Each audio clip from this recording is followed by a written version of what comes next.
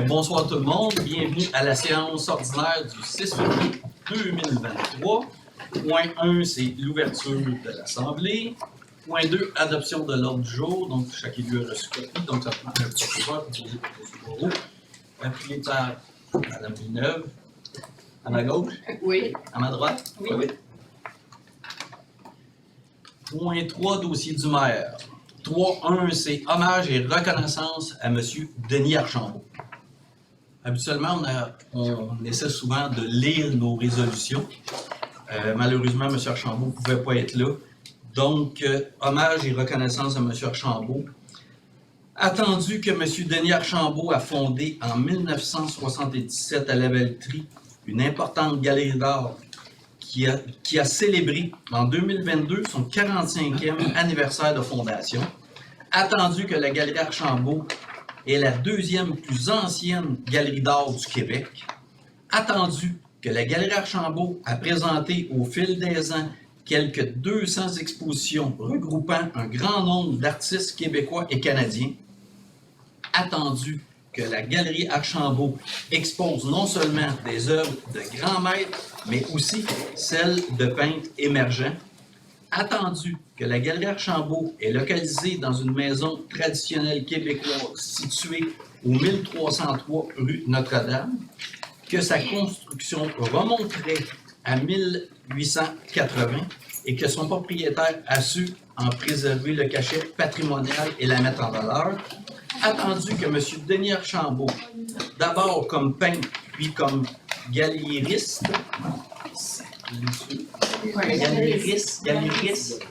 on savait que je me trompais, s'est beaucoup engagé dans la vie culturelle de Lavaltrie, tout en cherchant à faire valoir la richesse de son histoire. Attendu que M. Denis Archambault s'est aussi intéressé à l'administration municipale et a été élu à la charge du conseil municipal en 1995. Attendu que la Galerie Archambault constitue l'un des principaux jalons de la vie culturelle de Lavaltrie et qu'elle rayonne bien au-delà des limites de notre territoire. Attendu que M. Denis Archambault s'est mérité au fil des ans de nombreux honneurs pour le travail accompli, dont notamment la médaille de l'Assemblée nationale du Québec en 2017. Que le conseil municipal félicite et honore M. Denis Archambault pour son apport à la vie culturelle lavaltoise, dont notamment pour plus de 45 années à la tête d'une galerie d'art qui, par la qualité des œuvres exposées, fait rayonner Lavaltrie à l'extérieur de ses frontières. Que le conseil municipal remercie M. Denis Archambault pour le rôle qu'il joue depuis de nombreuses années dans la protection et la mise en valeur du patrimoine de Lavaltrie, ainsi que pour son engagement au sein de notre collectivité. Donc, ça proposé par Mme Ranger, appuyé par M. Moreau, à ma droite. Oui. À ma gauche. Oui. Oui. Merci. Bravo. Oui. Bravo.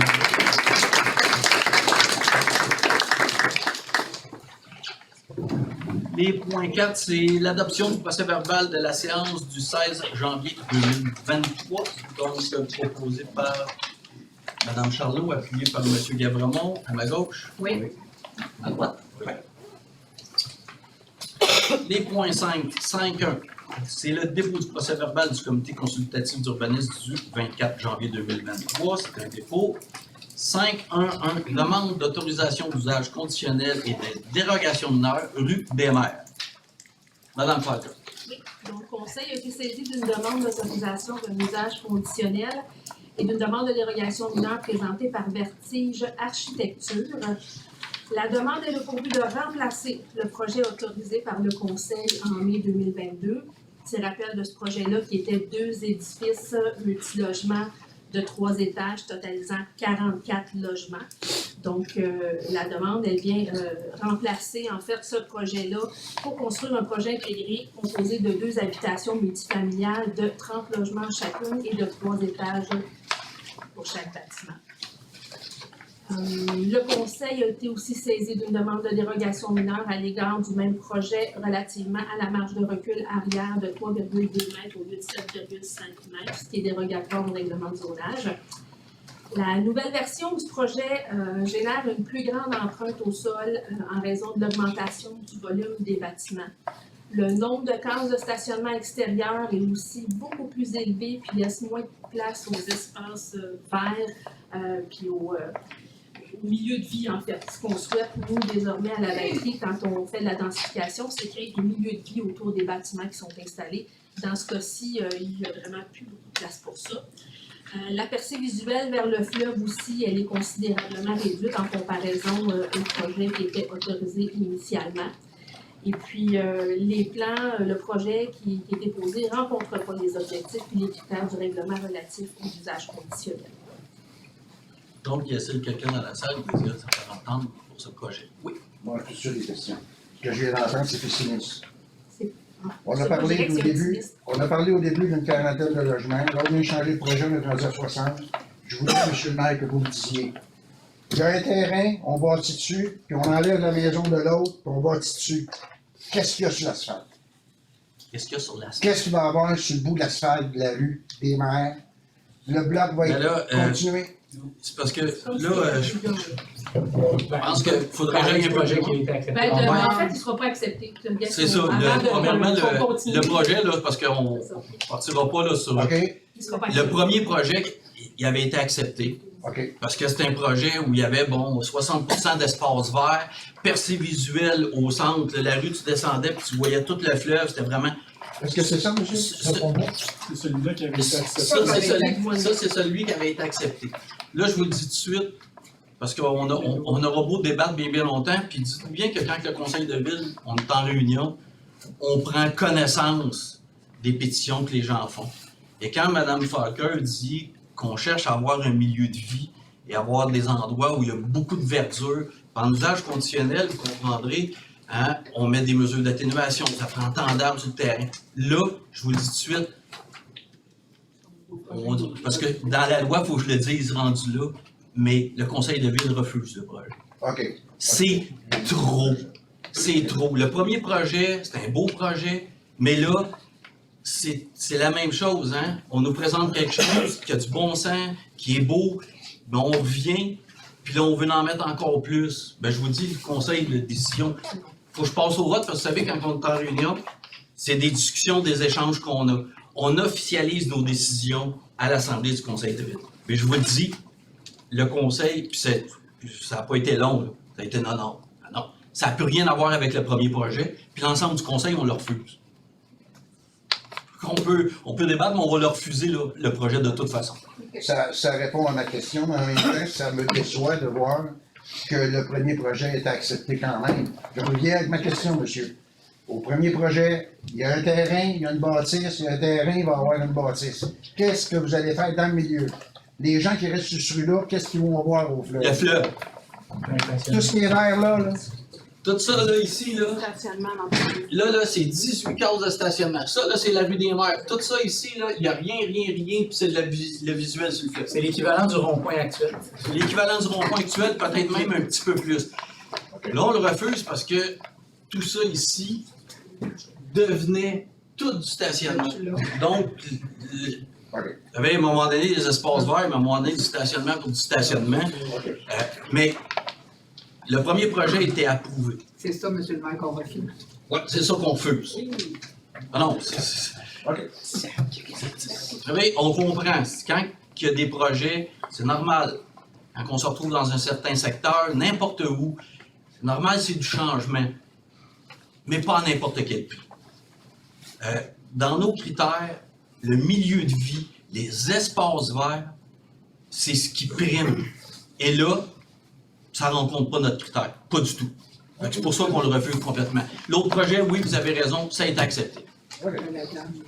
Oui. Je veux juste faire un petit retour en arrière. C'est presque de la musique à mes oreilles, ce que j'entends ce soir. Là. Je pense que je vois des sourires, puis c'est pas ça qu'on avait quand on est arrivé.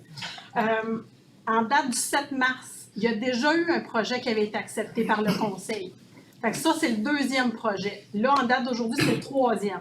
Parce que sur le lot du terrain vacant, vous avez raison. des dérogations mineures, on en acceptait à chaque conseil. Fait que, il y a de quoi y perdre son latin. Là, fait que pour moi, c'est important de faire un petit retour en arrière par rapport à ça. Parce que dans le PV du 7 mars, Groupe Casa Immobilier avait soumis des demandes pour bâtir un 18 logements sur le terrain vacant.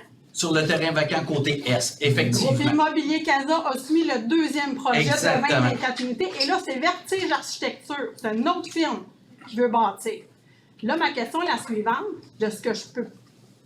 La lecture de ce que j'en ai, c'est que les terrains n'appartiennent plus à Groupe Casa Immobilier.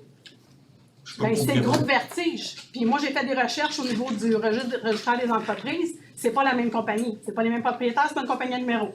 Fait que comment est-ce que, ça sera pas bien long, comment est-ce qu'on peut encore accepter le projet qui a été déposé en mai alors que c'est pas la même compagnie? Bonne question. Mais Le groupe Panorama, c'est une firme d'architectes. Oui, mais les propriétaires du terrain, c'est plus Casa Groupe Immobilier, c'est Vertige Architecture. Si vous me permettez Il y a deux de ouais, m'exprimer. mais il veut répondre à la question. OK. Oui, je réponds à la question, Ok. madame, pardon. Exact. Vous voyez, le projet est déposé, présenté par Vertige Architecture, qui est une firme de consultation en architecture. Les terrains sont toujours, À Casa toujours Immobilier. Propriété. sont toujours à la possession du même groupe qui a présenté l'an dernier. Cependant, le projet qui avait été initialement proposé, vous n'êtes pas sans savoir que la situation globale, principalement économique dans laquelle on œuvre, a énormément bougé en l'espace de 12 mois. Il a fait en sorte que le projet qui avait été initialement proposé n'était plus viable. C'était plus possible de mettre ce projet-là de l'avant.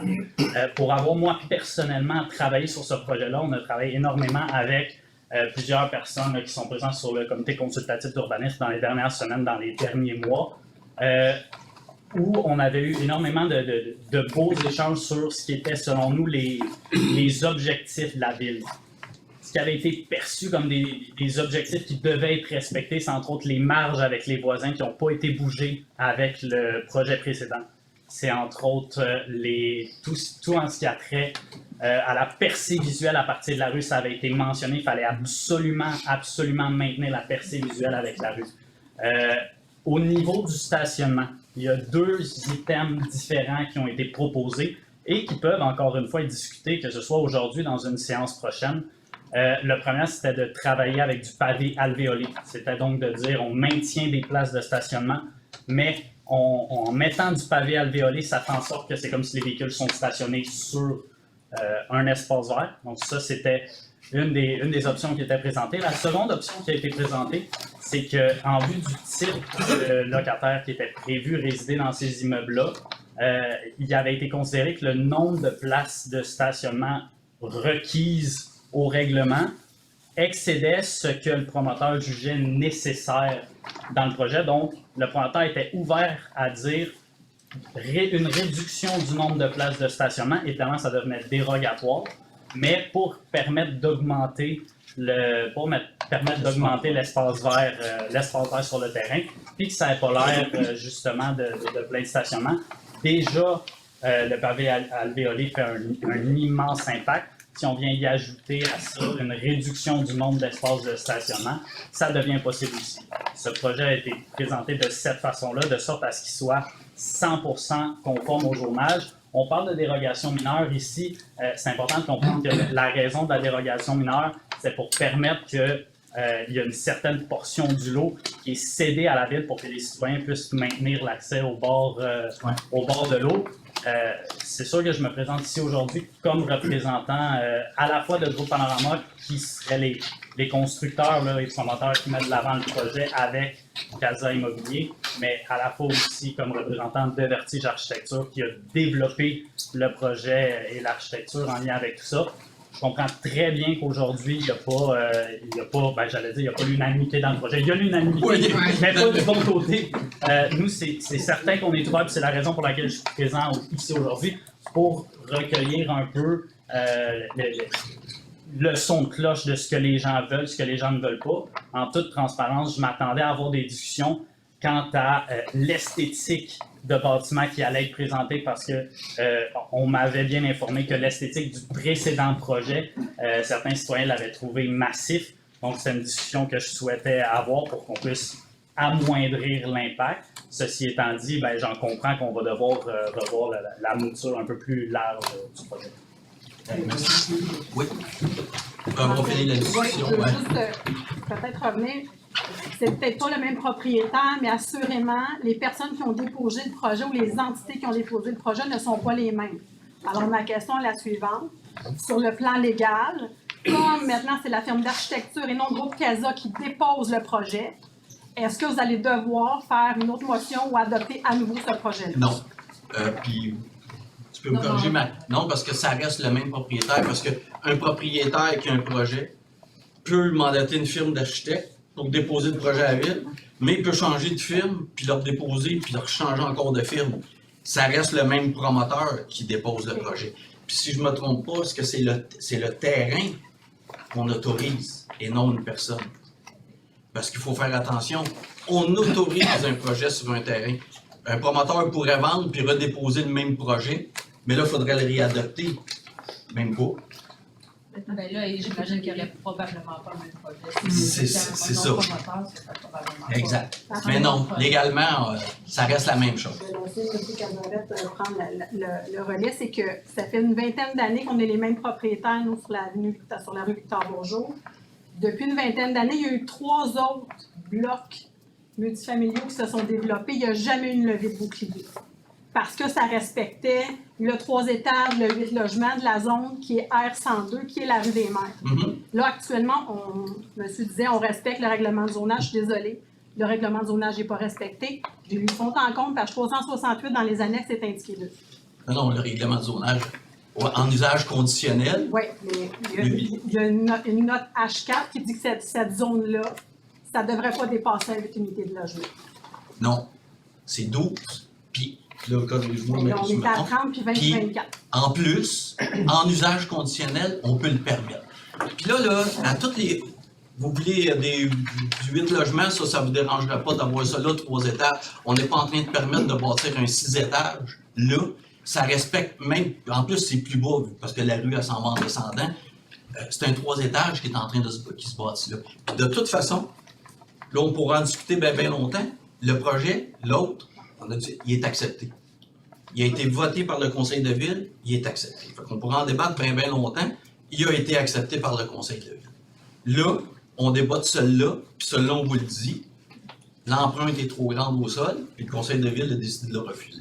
Mais s'il est accepté, pourquoi est-ce que vous avez dû publier un autre avis de démolition pour le 140 des maires, si ça avait déjà été accepté? Bien, j'ai posé la question, moi aussi. C'est Parce que, pertinent, mais hein? non, c'est pas plat. Non, j'ai dit c'est pertinent, on pense pareil. Ben, en même temps, je me suis posé la question parce que le premier, la résolution pour l'autorisation de démolition de l'autre projet, c'est un avis on le permet, mais pour réaliser le premier projet qu'on a permis, c'est évident qu'on permet de démolir la maison si on permet le projet. Mais dans ce projet-là, l'autre règlement de démolition, pas règlement de démolition, la résolution autorisant, elle reste encore valide, celle-là, mais pour le premier projet, pour le projet qu'on a autorisé. Là, pas pour ce projet-là. Parce qu'il y avait une nouvelle demande. Exact. Là, c'est cette demande-là qu'on refuse. Oui. Oui, bonsoir. Moi, là où j'accroche un petit peu, puis c'est pour ça que je prends la parole, c'est les places de stationnement. Vous n'êtes pas sans savoir que la rue des Mères, comme ma collègue disait, il y a eu des nouvelles constructions dans les dernières années. Puis nous, les résidents de Victor-Bourgeois, on rentre par là et on sort par là. Puis on s'est aperçu que rapidement, après le dernier bloc, entre autres, j'ai rien contre celui-là, ça aurait pu un autre avant, je pense qu'on a atteint une masse critique de véhicules dans cette zone-là. Et depuis ce temps-là, les gens stationnent dans la rue. Ce qui fait que moi, qui suis propriétaire d'un pick-up, je suis obligé de fermer mes miroirs souvent pour redescendre dans la rue et m'en aller chez nous parce qu'il y a quelqu'un de stationné dans le S.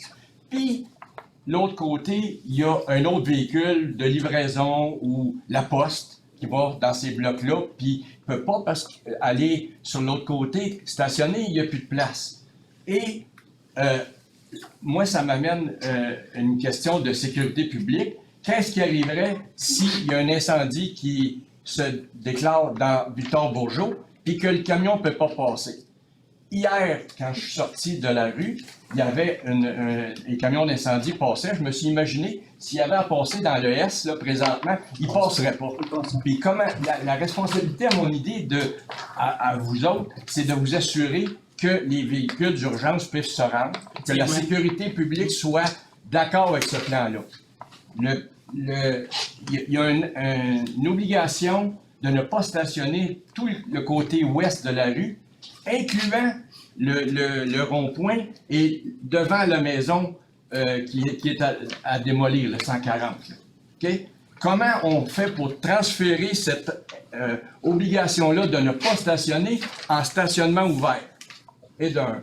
De deux, quand on dit, ça va peut-être être des personnes, j'imagine, c'est des personnes retraitées, ils ont moins d'auto, tu sais, là-dedans, on a besoin de moins de cadres, je sais pas trop. Je pense que le monsieur, ce qu'il disait, là, c'était un peu ça, là, tu sais, la qualité des gens ou les gens qui vont venir habiter là vont avoir besoin de moins de places de stationnement. Mais c'est pas ça qu'on vit, puis c'est pas ça qu'on voit. On voit de plus en plus de véhicules, et si le surnageant de ce projet-là qui a été accepté l'année dernière, ça va refouler. Ça refoule. Déjà, l'année dernière, il y avait un bateau stationné, il y avait une semi-remorque de stationner sur la rue Victor-Bourgeot. Il a fallu que des gens s'en mêlent.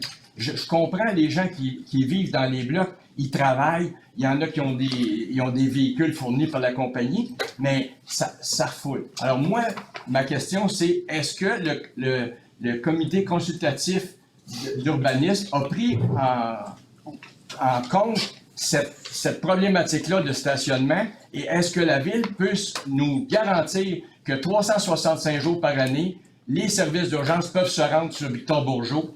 Vous savez, en 20 ans, il y a eu 3 incendies dans le secteur. Il y a eu des gens qui ont fait des arrêts cardiaques, ça serait pas drôle d'avoir une ambulance bloquée dans le S parce qu'elle peut pas passer parce qu'il y a un visiteur qui a mis son auto là puis qui est parti à la plage avec ses amis puis que ça passe plus. Même chose pour les premiers répondants, les camions d'incendie. Pour nous autres, ça nous insécurise.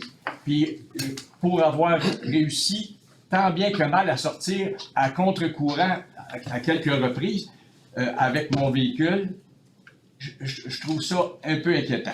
Ce sont mes questions et mes commentaires.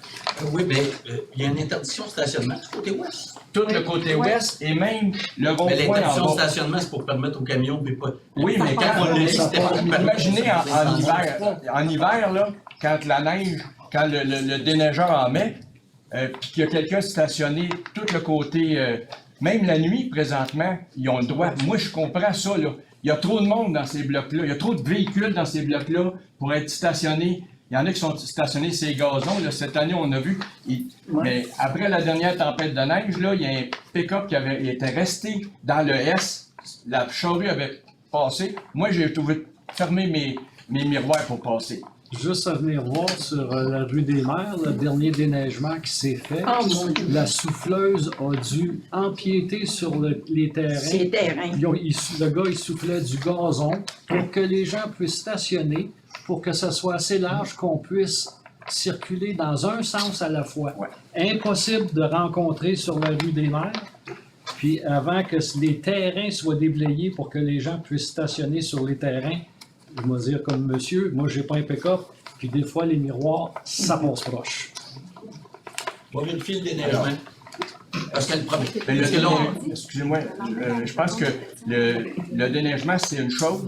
Le nombre de véhicules dans le secteur, c'est un autre. Puis, dans le projet que vous présentez, même de l'année passée, ça rajoute à peu près le double de véhicules qu'il y a entre la rue Notre-Dame puis l'entrée de la rue Victor-Bourgeot. L'autre côté, il va y avoir le double de Mais là, pensez-y, là. Oui. Il y a à peu près 50 logements dans les blocs, d'accord, mais là, attendez un petit peu. plus ou moins. Il y a du stationnement là, dans ces blocs-là. Là. Il y a du stationnement souterrain. Il y a 18 Il n'y a pas beaucoup. Il y en a, les 12 là, qui sont... Il y a un bloc de 12, il y a des, mais là, il y a des garages. Là, hein. Mais dans ces garages-là, monsieur, ils sont occupés comme débarras. Les gens stationnent les voitures dans la rue. Ben, vous savez, dans votre rue, là, puis à l'époque de la réglementation, c'est 2 stationnements, me semble, par logement. 2 stationnements par logement. Ouais. Mais On a la problématique aussi dans un autre rue, puis je pense que c'est dans le coin de Mme... C'est parce que les gens ne se stationnent pas dans leur entrée. ça. Hein? Mais il reste que nous autres, on le vit à tous Ben, les s'il jours. faut, on va Mais l'interdire des là, deux côtés. monter sur la rue des Mers, on l'ouvre à travers les véhicules. Il y a jamais, je vous le dis, là, jamais on est capable d'avoir une circulation à contresens. Ah, mais ça, la Sur cette circulation rue-là. à contresens, moi, je suis d'accord avec vous, là, l'important, il faut que les services d'urgence s'arrangent. Oui. Ça, Puis, s'il faut faire des actions pour ça, c'est sûr qu'il faut que tu sois capable de tourner sur Victor Bourgeot. j'espère Les services d'urgence.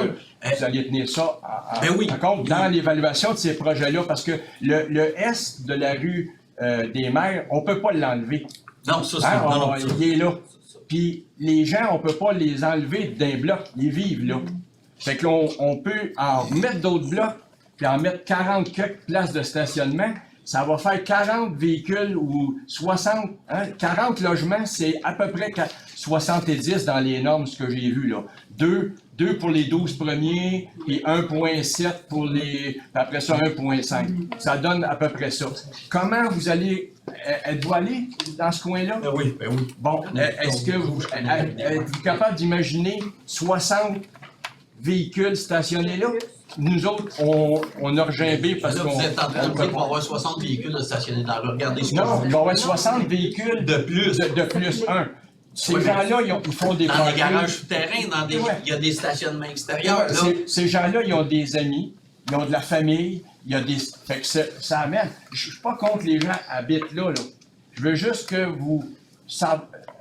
qu'on soit conscient que ça vient toucher en quelque part la sécurité publique, puis ça vient toucher aussi la qualité de vie des utilisateurs de toute la rue Victor Bourgeot.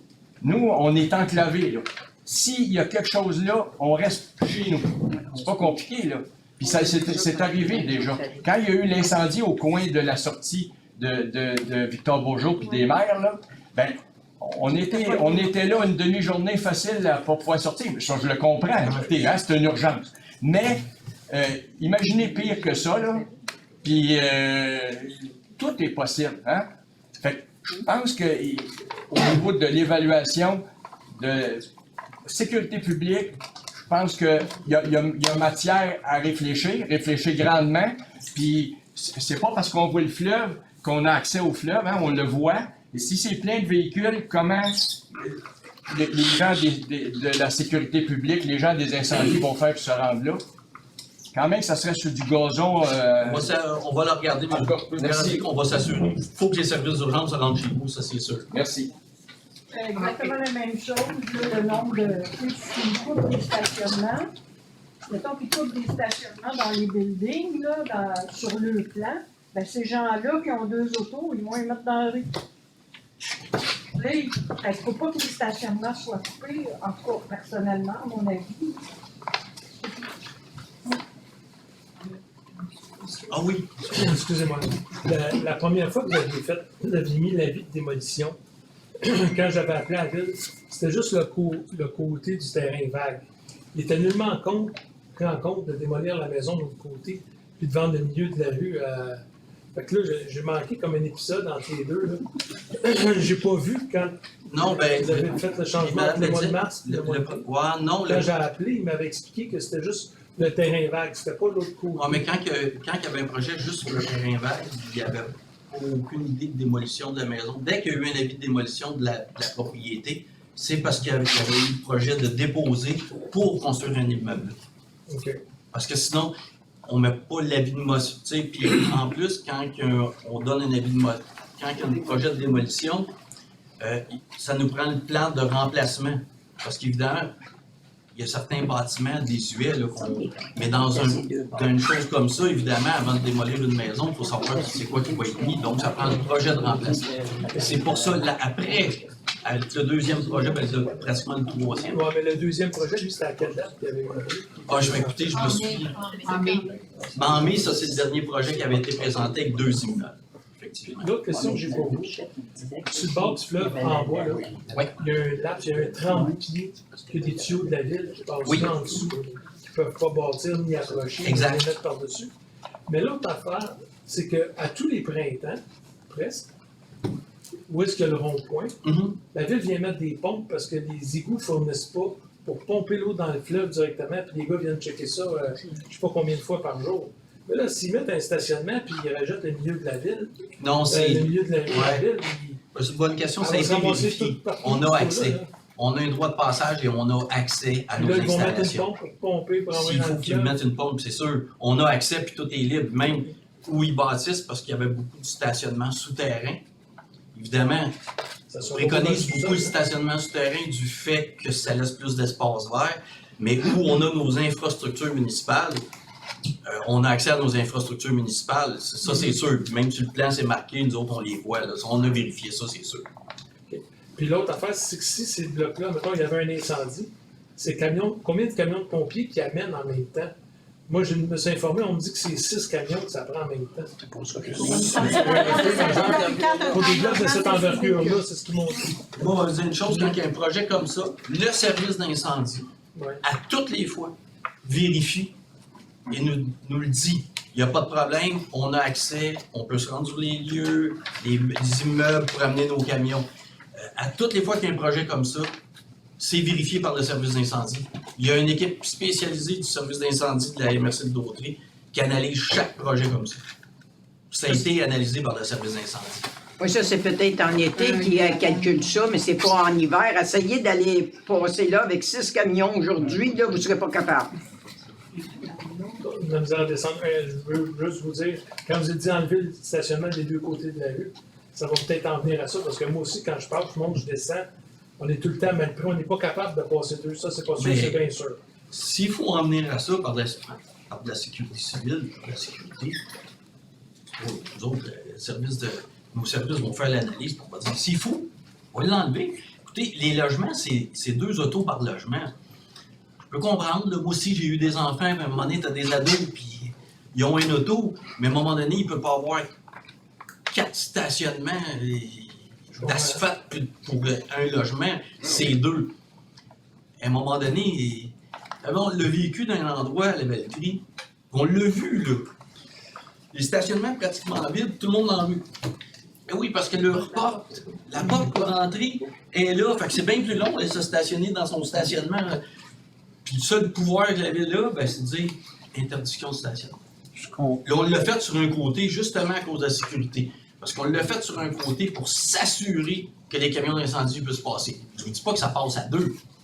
Quand il y a un incendie, puis que le camion il descend, je pense que si tu es face au camion de pompiers, tu risques de reculer parce que le camion il veut tout qu'il passe. Mais présentement, il ne peut pas passer. Il ne peut pas passer. Ça passe pas, présentement. Voyez-moi. On va aller voir. Voyez-nous. On va vérifier. De toute façon, même si vous interdisez, Moi, j'ai. Madame là, madame.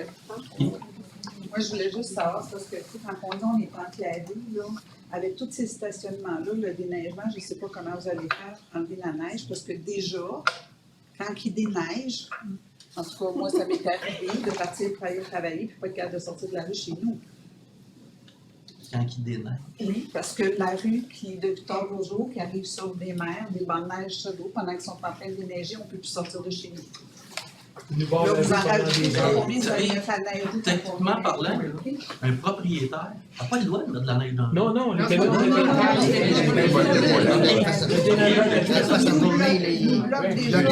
Les maires avant Oui, oui, descendant, je ils descendent la neige. descendent Ils descendent la neige jusqu'au fleuve encore. Ouais. Vous irez voir au bout au fleuve. Je ne sais pas dans le projet que vous avez montré, là, les stationnements, je ne sais pas comment le déneigeur de la ville va faire. Il passera pas là-dedans. Il ne peut pas aller dans le fleuve direct. Les autos vont être stationnées là. Ah, de toute façon, c'est pas le droit de la route. Montrez-le, vous allez voir la rue, l'autre projet. Là. Bon, regardez, là, la rue des maires là, est à gauche, dans le milieu. Ouais. Le gars, il va arriver avec son loader, puis il va descendre, puis il va tomber dans le stationnement. Non, le stationnement, c'est. Bon, est-ce qu'ils vont mettre la neige qui a parti de Notre-Dame? La charrue, quand elle tourne, ça pousse ses terrains, Ouais, non, mais là, ça a descendu la neige à partir de la rue Notre-Dame, puis ils descendent, là, l'autre, là, ils sont pas capables de Je remonter ça. comprends. Fait que, Mais la neige, écoutez, la neige, moi, les temps qui passe dans ma rue, là, puis qui est partie de l'autre bout, la neige, il la pousse, puis la charrue est placée comme ça, puis elle pousse ses terrains. ouais, ben, venez Il voir. n'arrive pas avec tout le tas de la rue au bout de la rue. Ben, c'est ça qu'ils font. Venez voir, C'est ça qu'ils font.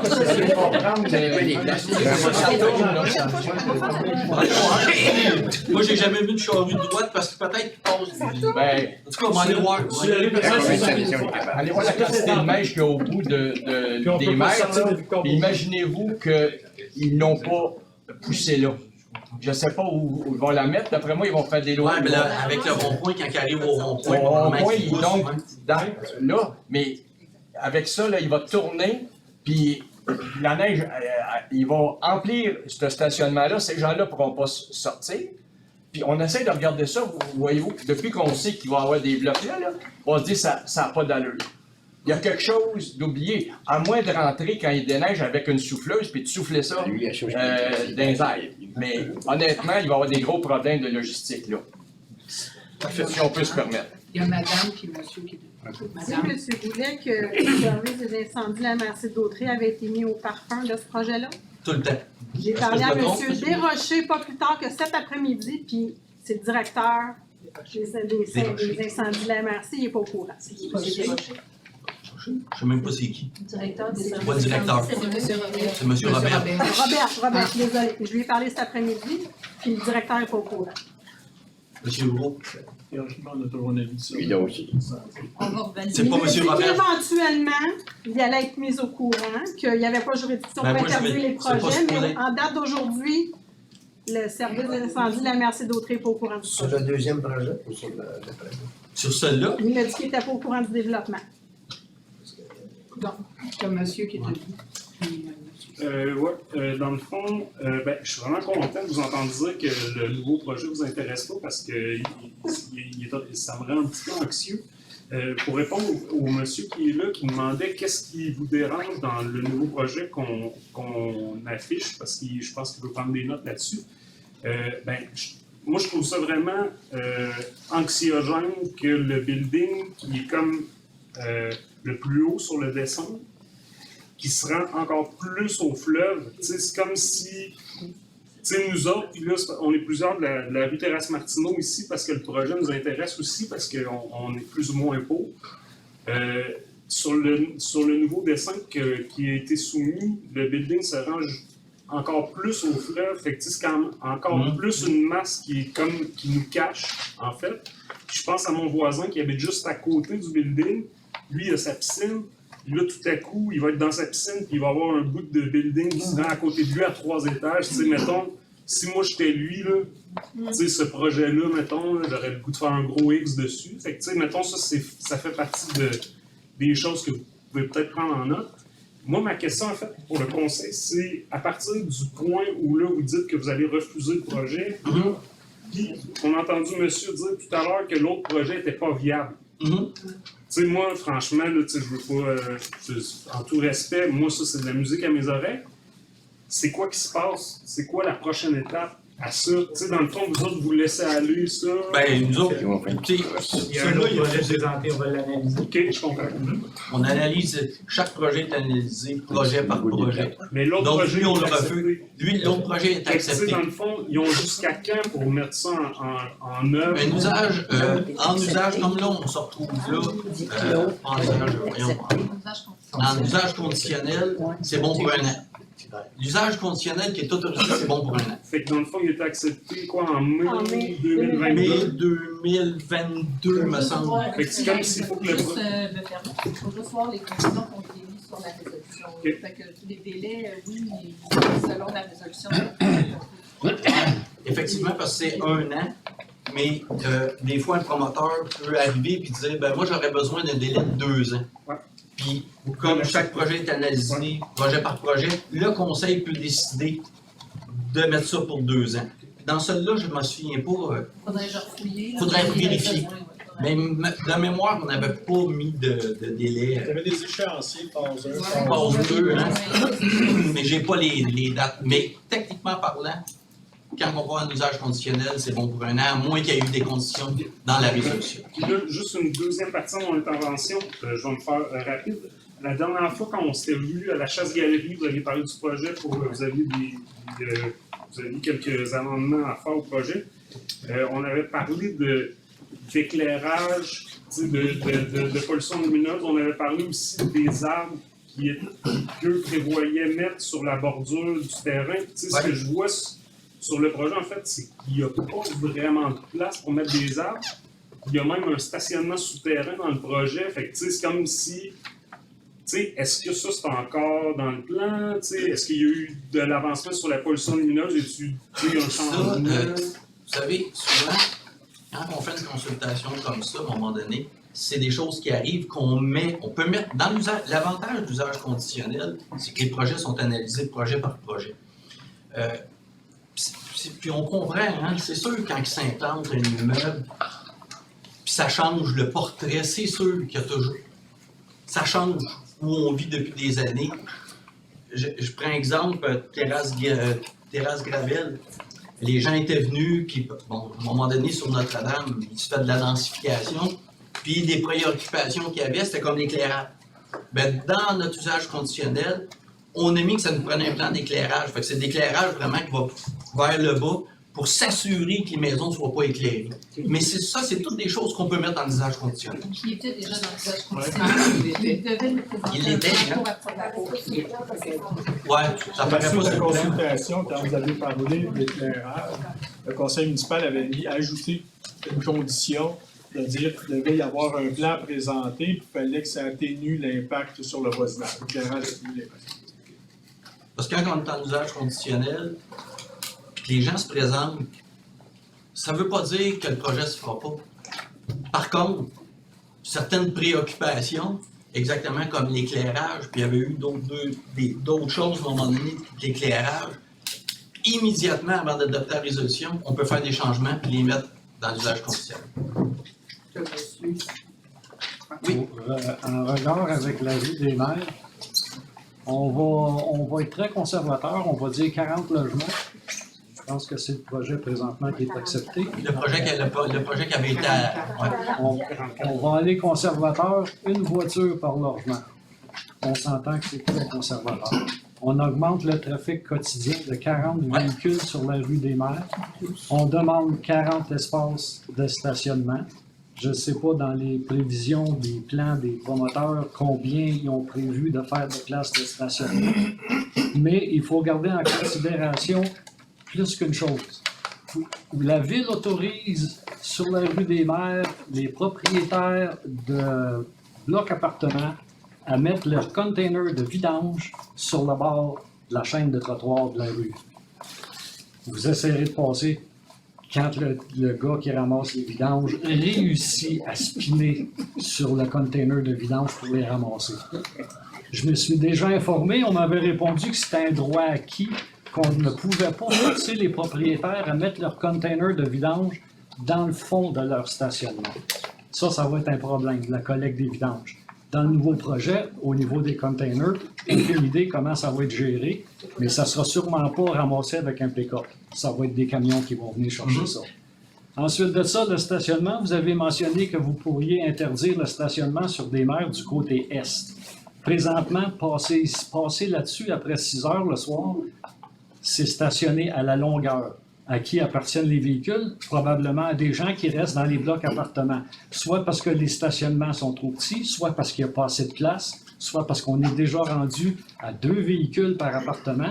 Mais vous essayerez de passer après 6 heures sur la rue des Maires. C'est comme pas évident. Puis là, vous nous annoncez qu'on va augmenter le trafic là-dessus d'un minimum de 40 chars par jour qui vont circuler là-dessus.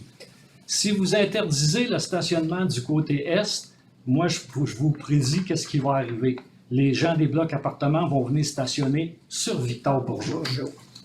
Là, on va juste avoir déplacé le problème, puis là, en plus, on va avoir de la misère à circuler sur Victor-Bourgeois.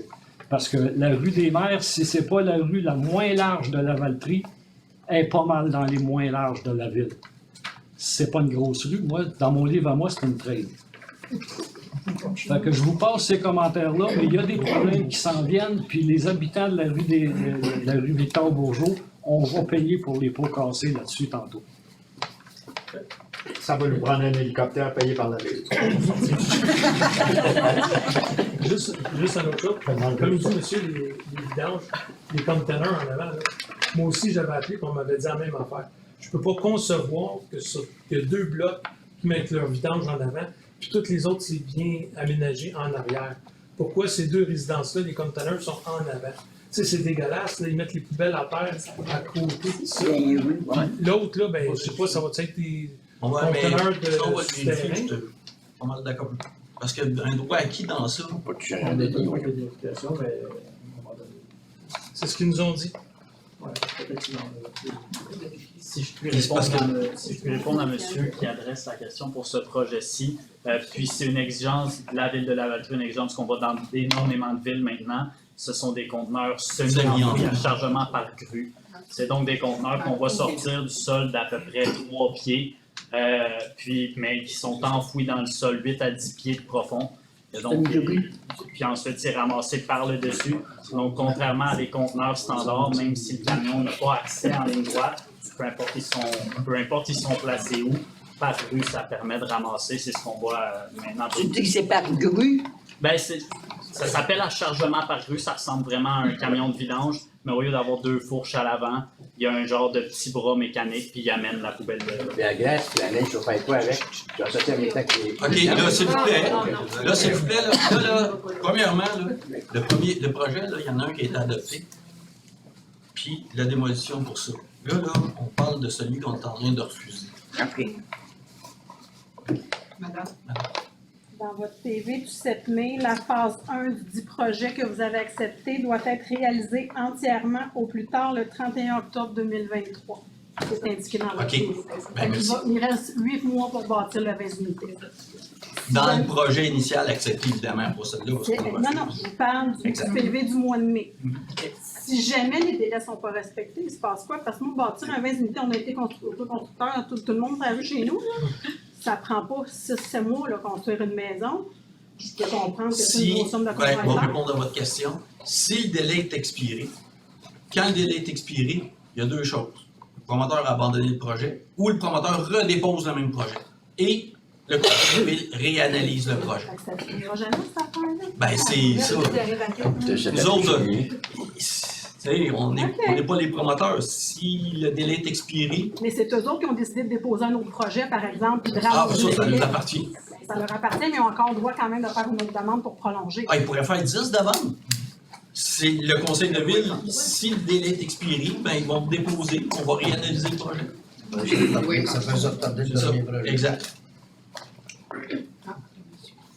Oui, dans le contexte où on a parlé tantôt là, de stationnement sur les rues, de déneigement, etc., est-ce qu'il faut présenter une demande à la ville ou si vous allez. Non, on va donner vérifier. suite Non, à ça?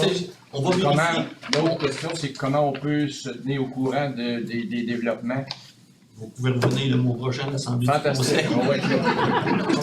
À moins qu'on soit parti en Floride parce qu'il y a trop de ça peut être trop. Non, mais On va vous enclaver dans votre rue. Après ça, on va s'en aller.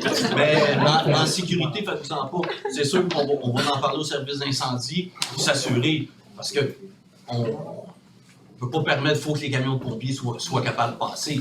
C'est une des premières. Puis s'il faut qu'ils enlèvent de la neige, vous savez, parce que j'ai vu des blocs où il y avait une problématique, souvent les propriétaires, tu as 2 stationnements par logement, mais faire enlever la neige, souvent ils poussent des stationnements de moins, des stationnements de moins. Et ça leur appartient, ça, d'enlever leur neige puis de la faire ramasser, la neige. Ils ont une responsabilité comme propriétaires de s'arranger pour ramasser la neige pour que le locataire ait un endroit pour se stationner. Fait que, mais on va le regarder, je peux vous le garantir. Non, on parle, Mais vous pouvez revenir. On parle de la rue. Oui, la rue. Oui. C'est Avec le service d'incendie, on va s'en assurer. Nous importe. Puis, vous savez, une ambulance, c'est aussi large qu'un camion de pompier aussi. Hein. Ça aussi. Tous les services de Ben, écoutez, j'écoute le camion. Vous savez, c'est le camion échelle, hein, le plus gros. Un coup que le camion échelle passe. Oui, mais faut qu'il passe. Faut qu'il passe parce que les autres sont en arrière. C'est définitif. Oui, je comprends. Merci. Donc, Autorisation d'usage conditionnel, Mme Falqueur, vous continuez. On va clore, donc je propose que le conseil municipal rejette la demande d'autorisation de l'usage conditionnel relatif au nouveau projet qui a été déposé. Concernant la dérogation mineure, ben, c'est la même chose que le conseil municipal refuse la demande de dérogation mineure telle que présentée. Donc, proposé par Mme Falqueur, appuyé par M. Moreau, à ma droite. Oui. À ma gauche? Oui. Fait. 512, demande de permis de PIA enseigne 1190 rue Notre-Dame, local 101. On a été saisi d'une demande de permis PIA présentée par la compagnie à numéro québécoise. Le projet a pour but de faire appliquer les 1190 rue Notre-Dame dans le local 101, un projet d'affichage sur vitrine pour le commerce de boissons fouettées et énergisantes, le Flyer, comme c'est illustré sur les plans. Le projet répond aux critères et objectifs du PIA pour les enseignes, puis a reçu une recommandation favorable du comité consultatif d'urbanisme. Donc, je propose que le conseil municipal approuve les plans du projet d'enseigne tel que présenté. Donc, Mme Falqueur propose, appuyé par Mme Brager, à ma gauche. Oui. À ma droite? Oui. 513, demande de permis de PIA, 879-883 rue Notre-Dame. Mme Falqueur. Oui, le conseil a été saisi d'une demande de permis PIA présentée par M. Jean-François Desjardins. Le projet vise à rénover le complexe qui est situé au 879 à 883 rue Notre-Dame par le remplacement du revêtement extérieur, la réfection des galeries, puis l'ajout d'éléments décoratifs, dont des murs, des planches, cornières, tout ça, et des aménagements paysagers, comme c'est montré aux plans qui sont déposés. Les plans de construction d'aménagement paysager respectent les objectifs et les critères du règlement sur les PIA. Et le projet a aussi reçu une recommandation favorable du comité consultatif d'urbanisme. Donc, je propose que le conseil municipal approuve les plans du projet produit par le SARP, daté de novembre 2022. Voilà. Donc, proposé par Mme Falqueur, appuyé par M. Guévremont. À ma droite? Oui. À ma gauche? Oui. Ça va faire du bien à ce petit point-là. Oui. Demande d'autorisation de démolition 140 rue des Mares. Mme Falqueur. Bon, ben, on ne s'étendra pas là-dessus. Je propose que le conseil refuse la demande de démolition. Toutefois, il faut se rappeler que cette demande-là était en lien avec le projet de 60 logements et que la demande initiale en lien avec le projet de 44 logements, elle est toujours valide. Exact. Donc, proposé par Mme Falqueur, appuyé par M. Guévremont. À ma droite? Oui. À ma gauche? Oui. 513, avis de motion et dépôt du projet de règlement, démolition. Mme Falqueur. Ça va être passionnant. Je, Lisette Falqueur, conseillère de cette municipalité, donne l'avis de motion qu'à une prochaine séance sera soumis pour adoption un projet relatif à la démolition d'immeubles. J'ai tenté de vous résumer en 2 pages un projet de 26 pages. Alors, j'y vais pour les explications. C'est un règlement là, qui est créé là, pour rencontrer les nouvelles obligations qu'on a en lien avec la loi sur le patrimoine culturel et d'autres dispositions, notamment en lien avec les bâtiments patrimoniaux. Donc, on vient resserrer, mieux contrôler la démolition d'édifices, protéger aussi ceux qui ont un intérêt patrimonial particulier. Donc, dans ce règlement-là, on retrouve, ça s'applique aussi sur la grandeur de la vallée, donc sur l'ensemble du territoire. Donc, ça rejoint en fait la nécessité d'un certificat de démolition lorsqu'un immeuble est inscrit à l'inventaire de la MRC. Il y a des exceptions, évidemment, si la bâtisse a perdu 50% de sa valeur suite à un incendie ou un sinistre, donc elle est exclue, entre autres. Le règlement contient les critères de la demande. Donc, les gens doivent... Ça se passe, je ne vous dérange pas. Donc, le règlement contient en fait les critères de la demande. Donc, ça prend plus que juste une demande de démolition. Ça va prendre des photos intérieures, des photos du terrain, de l'environnement, une description détaillée des travaux qui vont être faits lors de la démolition. Ça va prendre un programme de réutilisation du sol aussi. Donc, on veut savoir ce qui va être installé lors de la démolition par la suite. S'il y a des locataires, bien, ça va prendre des preuves d'avis aux locataires, des preuves enregistrées par courrier recommandé. Ça peut même prendre aussi, c'est un édifice patrimonial, des rapports d'architecture ou d'ingénieurs qui viennent spécifier que le bâtiment ne peut pas être sauvegardé. On vient aussi détailler les avis de démolition, encore une fois, où est-ce que c'est installé, les processus pour s'opposer. Les différentes conditions d'étude aussi de la demande sont nommées dans ce règlement-là. Tout ce que le conseil doit considérer quand il reçoit une demande comme celle-là, tout est listé, tout est nommé. Les processus d'appel. On parle aussi des pouvoirs de la MRC en la matière, dans le cas d'édifices qui sont entre autres à l'inventaire patrimonial de la MRC. On mentionne aussi toutes les autres dispositions qui peuvent être assorties, comme fixer des délais au niveau des démolitions. On a tout ce pouvoir-là au niveau du conseil municipal. À ça, s'ajoute aussi maintenant des garanties monétaires qui sont exigées.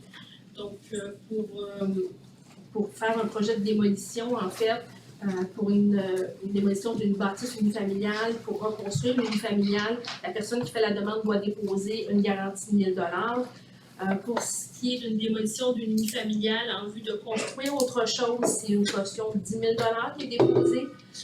Puis on parle de 15 000 quand on démolit un édifice multilogement ou encore un bâtiment commercial ou industriel. Si les travaux ne sont pas conformes, que l'échéancier est dépassé ou des travaux abandonnés, la garantie elle est conservée. Par contre, si tout est respecté, si tous les critères sont respectés par la suite, c'est remis.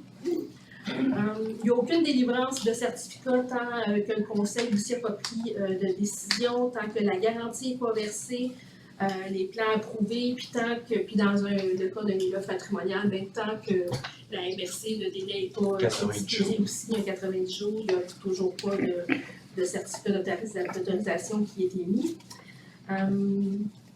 Évidemment, si les délais ne sont pas respectés, l'autorisation qui a été donnée devient sans effet. Pour des travaux de démolition qui ne seraient pas complétés par le demandeur, la Ville peut les faire elle-même aux frais du citoyen. On vient aussi lister tout le processus d'inspection, les sanctions, les recours, les amendes.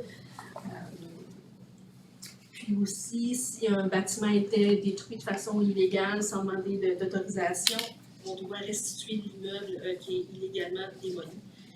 Et finalement, ce règlement-là vient abroger le 161-2011 ou toute autre disposition qui serait incompatible avec le nouveau règlement. C'était un résumé de l'expert, donc je donne l'avis de motion. L'avis de motion donné par Mme Falker. Ça découle évidemment des changements des lois, des obligations que le gouvernement donne aux municipalités. Le but premier dans ces changements-là, c'est surtout de protéger les bâtiments patrimoniaux qui sont cités exceptionnels. Évidemment, donc là, le processus de quelqu'un qui veut démolir est beaucoup plus ardu et il faut même que ça passe par la MRC, donc c'était surtout pour les bâtiments patrimoniaux. Donc, l'avis de motion a été donné. 5.4, avis de motion de dépôt du projet de règlement, entretien des bâtiments.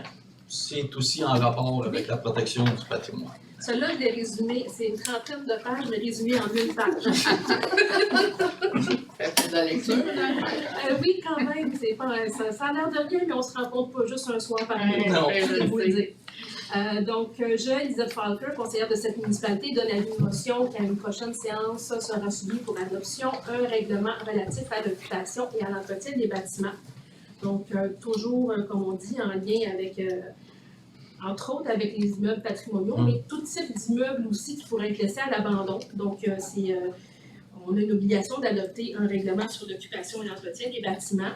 Ça va nous permettre de contrôler les situations de vétusté, de délabrement pour éliminer aussi les nuisances qui sont générées par le mauvais entretien des bâtisses. On vient aussi forcer les propriétaires à entretenir leur édifice, peu importe l'âge du bâtiment, peu importe s'il est occupé ou non. Donc, des maisons, des fois, qui ont encore un certain potentiel, qui sont laissées un petit peu à l'abandon pour éventuellement être démolies puis construites en multilogement. C'est ce qu'on tente d'éviter. Donc, c'est un règlement qui s'étend sur l'ensemble de la valterie. On parle encore là des obligations en matière de salubrité, d'entretien, des mesures à prendre aussi pour assurer la santé et la sécurité des gens. Pour ce qui est des immeubles patrimoniaux, l'entretien doit permettre de préserver l'intégralité architecturale et la qualité patrimoniale. On liste aussi tout le mécanisme de surveillance et les droits du fonctionnaire qui est autorisé. On vient détailler toutes les non-conformités qui empêcheraient un lieu d'être dans un état propice à l'habileté des personnes. Donc, question de chauffage, éclairage, isolation, malpropreté, détérioration, des ordures sur le site, des infestations. On vient parler de solidité structurelle du bâtiment, de sécurité. On veut s'assurer qu'il n'y a que les gens qui habitent chez nous n'ont aucun problème, qu'il n'y a pas de danger. On parle de revêtement, de parements extérieurs, tout ce qui est porte, fenêtre, balcon, tout. On touche à tout vraiment pour s'assurer qu'il y a tout ce qu'il faut pour que les gens puissent vivre dans ces endroits-là. On vient également lister évidemment toutes les infractions et les recours qui sont permis dans ces cas-là. Donc, une motion donnée par Mme Parker. Merci. C'est qu'il va falloir que je répète tout ça le mois prochain. Oui, garde tes notes. Je pars en voyage le mois prochain? Donne-moi tes notes.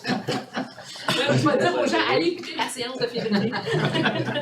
Quand il y a le projet, un dépôt de projet, on l'adopte tout de suite. Donc, on vient de l'expliquer, c'est moins, mais là, on ne peut pas. Donc, c'est fait la motion donnée. 5.5, avis de motion et dépôt du projet de règlement, gestion des règlements d'urbanisme, divers dispositions. Oui, donc encore là, je donne la motion qu'à la prochaine séance va être soumise pour l'adoption, un règlement relatif à la gestion des règlements d'urbanisme. Ça va être moins long dans ce cas-là. Donc, ce qui est changé, c'est qu'on s'est aperçu dans les nouveaux développements, il y avait une obligation de planter des arbres en façade. Souvent, les gens qui achètent les maisons une fois construites ne sont pas au courant de cette obligation-là. Donc, le délai passe, puis on se rend compte qu'ils n'ont pas planté les arbres. Donc, ce qui va être fait maintenant, c'est que toute nouvelle construction, en fait, qui est assujettie au PIA ou un usage conditionnel, bien, il va y avoir un montant, un dépôt de 200 $ par arbre qui va être demandé au promoteur. Il faut que le promoteur plante 2 arbres devant chacun des édifices construits. Et il va venir donner ses dépôts de garantie, il va planter ses arbres et il va venir chercher son argent. Donc, les gens ne se retrouveront pas avec des mauvaises surprises de dire « je suis pas au courant qu'il fallait que je plante des arbres ». Fait que ça, c'est une disposition qui vient changer. On vient aussi mentionner que toute personne qui est embauchée ou nommée à l'urbanisme, ben, elle est automatiquement un fonctionnaire désigné. Donc, elle peut aller donner des infractions, faire des inspections, etc., comme n'importe quel fonctionnaire à ce niveau-là. Et puis, si des travaux aussi sont faits par injonction sur un terrain, ça va devenir une créance prioritaire. Là. En fait, la ville va devenir une créance prioritaire pour ce type de travaux-là. Si on fait des travaux près de c'est à des injonctions. Donc, c'est en concordance avec le code civil. Oui, on l'a plus loin aussi. Voilà. Donc, la motion donnée par Mme Parker. Exact. Puis, renchérir, c'est problématique. C'est le promoteur qui vient chercher le permis de construction. C'est le promoteur qui a l'obligation des arbres. Mais quand il vend au particulier, à la personne, on va cogner et on dit l'urbaniste, t'as pas tes 3 arbres, ça prend 3 arbres, c'est la réglementation. Les gens, c'est comme, je suis pas au courant. Donc, c'est dans le but que les promoteurs fassent un petit peu de suivi ou qu'ils plantent les arbres. À 200 $, on va avoir des beaux arbres à 200 $ par arbre. Ça, c'est le programme de subvention. Exact, les gens peuvent venir pour un programme de subvention. Je pense que dans le programme de subvention, planter des arbres, si je ne me trompe pas, c'est maximum 2 arbres pour une année pour la même propriété. Donc, l'avis de motion a été donné. 5.6, adoption du projet de règlement. Ben, c'est ce qu'on vient d'expliquer. Exactement. Donc, je propose que le Conseil adopte le projet de règlement. Donc, proposé par Mme Parker, appuyé par Mme Ranger, à ma gauche. Oui. À ma droite. Oui.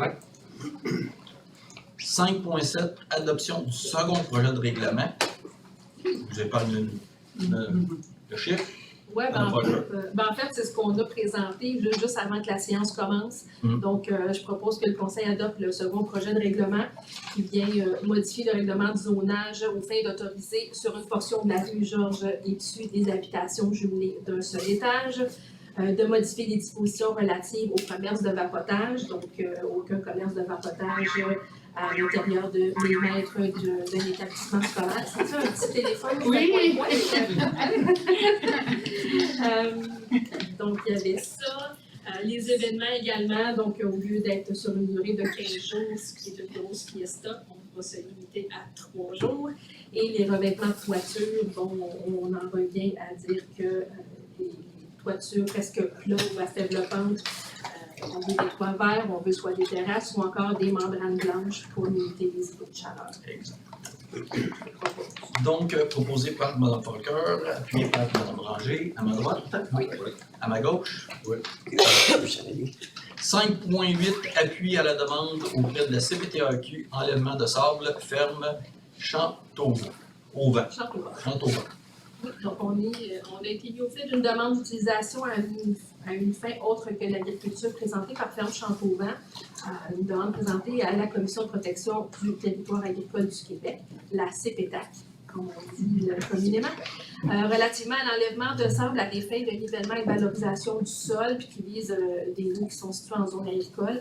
Ferme Chantauvin, en fait, produit des canneberges depuis plusieurs années déjà, puis il restait une parcelle, si je ne m'abuse, à aménager pour la production. Donc, je propose que le Conseil appuie à certaines conditions la demande qui vise à compléter l'extraction de sable pour aménager le dernier bassin pour la culture des canneberges.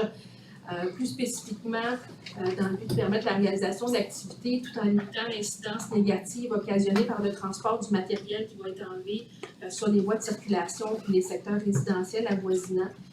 On demande à la CPTAC de permettre la réalisation de l'activité qu'en période de dégel selon un horaire qui est du lundi au vendredi de 7h à 17h et le samedi de 7h à midi.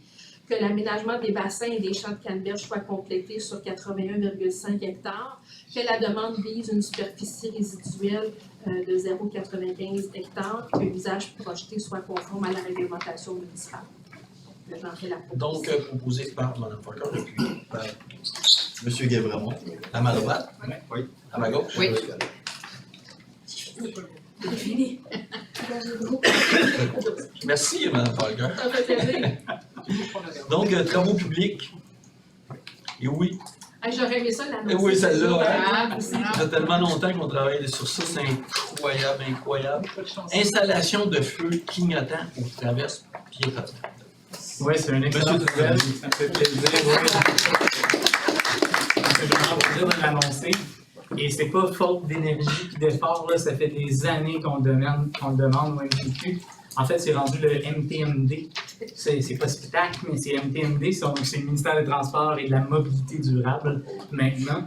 Ce qu'il faut comprendre, c'est que la rue Notre-Dame, la route 138, est sous leur juridiction. Donc, tout ce qui est traverse piétonne, on a fait des campagnes de sensibilisation au niveau de notre population pendant des années. Monsieur le maire, Monsieur Moreau, on s'est déguisé, moi aussi, je suis allé une année avec des grosses bulles de protection pour sensibiliser nos citoyens. Mais à chaque fois, on se faisait dire, ils ne sont pas assez visibles vos traverses, ils ne sont pas assez visibles vos traverses. Et à chaque fois, on était d'accord, on dit, vous avez raison. Donc, on a fait des demandes répétées au ministère et à chaque fois, on se voyait essuyer un refus. Ils ont enfin accepté un seul modèle de traverse piétonne plus visible. Donc, c'est des panneaux solaires qui vont être à même un poteau, les deux côtés de la rue. Merci, M. Brault. C'est exactement ça, ça simplifie mon explication. Donc, ça se parle de l'un à l'autre des côtés et ça va être activé par un bouton. Donc, les citoyens qui vont arriver à la traverse piétonne vont pouvoir activer. Ça va augmenter grandement la visibilité des traverses piétonnières sur la rue Notre-Dame. Donc, j'espère avoir résumé là, sur la direction, c'est correct, homologué, Oui, c'est correct. peut-être les coûts de l'installation. Oui, parce que c'est... peut-être les endroits et les coûts, là, je vais... c'est toutes les traverses piétonnes sur la rue Notre-Dame. Donc, Notre-Dame, Édouard de Bondy, à l'école secondaire, Notre-Dame, Domaine Caché, Notre-Dame, Terrasse Étu, Notre-Dame, Saint-Thomas, Notre-Dame, Terrasse Brault, et entre le stationnement de l'Hôtel de Ville et l'adresse civique là, du 1341 Notre-Dame, et finalement à l'intersection de la rue Villeneuve. Donc, vraiment, toutes les traverses piétonnes vont être faites avec ce nouveau dispositif-là, nouvelle technologie, et pour un coût total de 63 000 plus taxes Taxe incluse. Taxe incluse. Hey, taxe incluse. Ça, c'est que des bonnes nouvelles. Peux-tu rajouter d'autres? Ben, on en a demandé ça aussi des traverses. C'est d'une complexité à chaque fois. Là, Juste pour vous vraiment. dire, 4 places du fort. Il n'y a pas de trottoir au moins, évidemment, du côté sud. 4 places du fort. Je pense que ça doit faire 4 demandes qu'on fait au ministère pour installer une traverse. On considère qu'il n'y a pas assez de circulation. Mais en même temps, 4 places du fort, des personnes âgées, il y en a qui sont en mobilité réduite. Là, tu vois, mais on le demande. Mais le ministère dit non. Vous savez, la lumière qui est installée pas loin de l'autoroute, ça faisait des années que la ville a demandé d'installer une lumière là. Ils ont installé la lumière, c'est quand la Sûreté du Québec a fait un rapport au ministère du Transport comme quoi c'était l'endroit dans notre MRC qui était la plus dangereuse, qui avait les accidents les plus graves. Là, ils ont dit. C'est des fois la triste réalité. C'est la preuve qu'il ne faut pas lâcher. Non, c'est ça, il ne faut jamais lâcher. Je veux juste finir la résolution, c'est d'autoriser Frédéric Rousseau, chef des opérations au service des travaux publics, ou Antoine Lagemonière, directeur des services des travaux publics, que ces deux hommes soient autorisés à présenter la demande et la permission de voirie au MTMD, que le Conseil autorise également l'acquisition et l'installation des feux clignotants, évidemment, procéder à l'acquisition des installations des feux. Le Conseil municipal autorise l'affectation d'une somme maximale de 63 000 au fonds de roulement et à l'amortissement du montant utilisé sur une période de 5 ans. Que les sommes non utilisées pour la réalisation du projet soient retournées au fonds de roulement, si jamais c'était le cas. J'en fais la proposition. Proposé par M. Tremblay, appuyé par M. Gabremont. À ma droite? Oui. À ma gauche? Oui. Absolument. Oui. Évidemment, c'est une route provinciale, on défrait l'ensemble des coûts. On va se dire les vraies choses, hein? On ne veut pas que ça prenne 1 an pour se faire payer par la moitié du ministère du Transport une partie de la facture. On veut que ça soit fait rapidement. Ce n'est pas les plus beaux, mais c'est ceux-là qui permettent. Ça va être plus visible. C'est une question de sécurité. Ça va faire autoriser. Donc, on est rendu au point 7, loisirs et relations à la communauté. 7.1, c'est autorisation de signature entente de codiffusion, événements rythmiques. Madame Ranger. Donc, attendu que la volonté du conseil municipal de dynamiser et d'animer le centre-ville de Lavaltrie, attendu que les événements rythmes et courants répondent à cet objectif en offrant des spectacles gratuits, et ce, les vendredis soirs de l'été, il y en a 8, en bordure du fleuve, accessibles à tous les citoyens de Lavaltrie et aux visiteurs qui contribuent à faire rayonner la ville. Attendu que les événements rythmes et courants sont une initiative de la ville de Lavaltrie, en codiffusion avec la coopérative du Café de la Chasse-Galerie. Eux assument le volet artistique et logistique de cette série de spectacles. Attendu que le conseil municipal a pris connaissance d'une proposition déposée par la Chasse-Galerie visant à développer et à bonifier l'expérience offerte dans le cadre des événements rythmes et courants pour les années 2023, 2024 et 2025. Donc, la proposition, c'est que dans le cadre de l'entente à intervenir avec la Chasse-Galerie, concernant la codiffusion des événements rythmes et courants, le conseil municipal se prévale d'un article de loi sur la cité-ville, laquelle stipule que la ville de Lavaltrie peut conclure une entente de service avec un organisme à but non lucratif sans être tenu de procéder à un appel d'offres. Donc, on a le café culturel qui est vraiment leur mission, donc on fait affaire avec eux. Que le conseil municipal autorise Mme Nathalie Desalliers, directrice des services des loisirs, de la culture et des relations à la communauté, à signer pour et au nom de la ville de Lavaltrie l'entente de codiffusion avec la coopérative de la Chasse-Galerie relativement à la tenue des événements rythmes et courants pour les années 2023, 2024 et 2025. Donc, proposé par Mme Ranger, appuyé par M. Moreau, à ma droite. Oui. À ma gauche. 7.2, demande d'aide financière, réseau des femmes élues de la Nodière. Alors, non, c'est pas Mme Ranger, mais Mme Ranger, elle va se retirer puisque je suis en conflit d'intérêt dans ce dossier-là, puisque je suis la présidente du réseau des femmes élues de la Nodière. Mais explique que je me retire pas loin. C'est intéressant parce que là, il y a plus de monde que d'habitude dans la salle. Parce que là, elle fait juste retirer sa chaise pour qu'on passe au vote, mais il faut comprendre que quand on est quelqu'un élu qui est en conflit d'intérêts, puis qu'on se retrouve en plénière ou on est à huis clos, évidemment, vous comprendrez que l'élu, la personne se retire de la salle. Elle ne participe pas aux discussions de l'ensemble du conseil de ville. Ici, elle fait juste reculer, sinon, il faut qu'elle sorte. Fait que d'habitude, c'est ça. Donc, aussi, c'est Monsieur Moreau.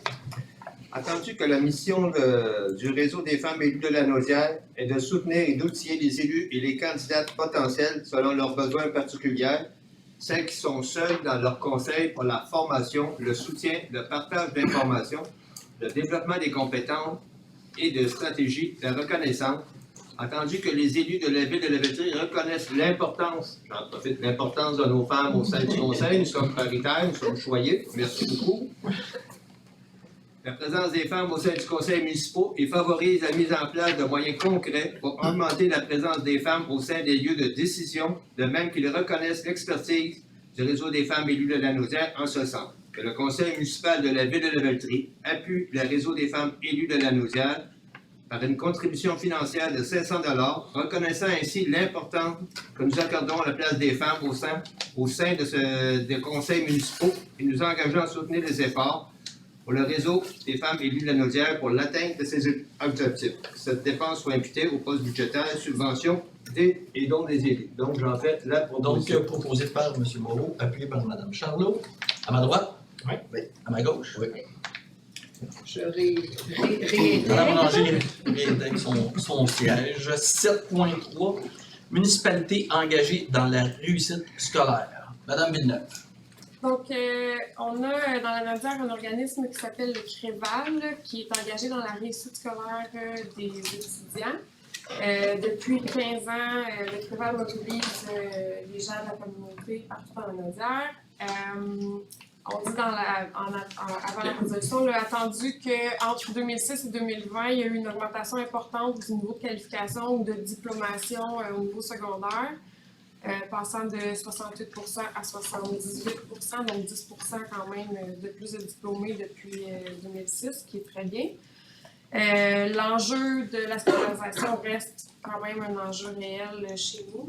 Que la persévérance scolaire, c'est l'affaire de tous et que la Ville veut jouer un rôle actif dans ce dossier-là.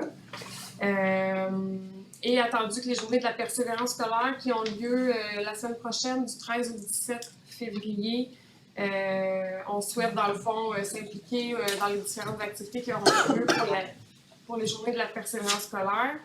Je propose que le conseil municipal reconnaisse la réussite éducative comme une priorité et un enjeu important pour le développement de notre ville. Que pour ce faire, nous nous engageons à participer aux journées de la persévérance scolaire pour la réussite éducative, en affichant nos couleurs, en utilisant, en mettant différents messages sur les écrans ou nos moyens de communication qu'on a ici à la ville. Qu'on va nommer un délégué en matière de réussite éducative pour la prochaine année.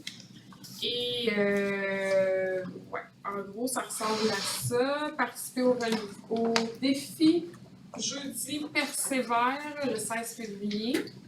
Donc, je propose que le conseil aille en ce sens là, pour toutes ces activités-là. Donc, proposé. Je pense qu'il faudrait qu'elle me nomme comme étant représentant. Il n'est pas nommé dans la résolution, là, mais M.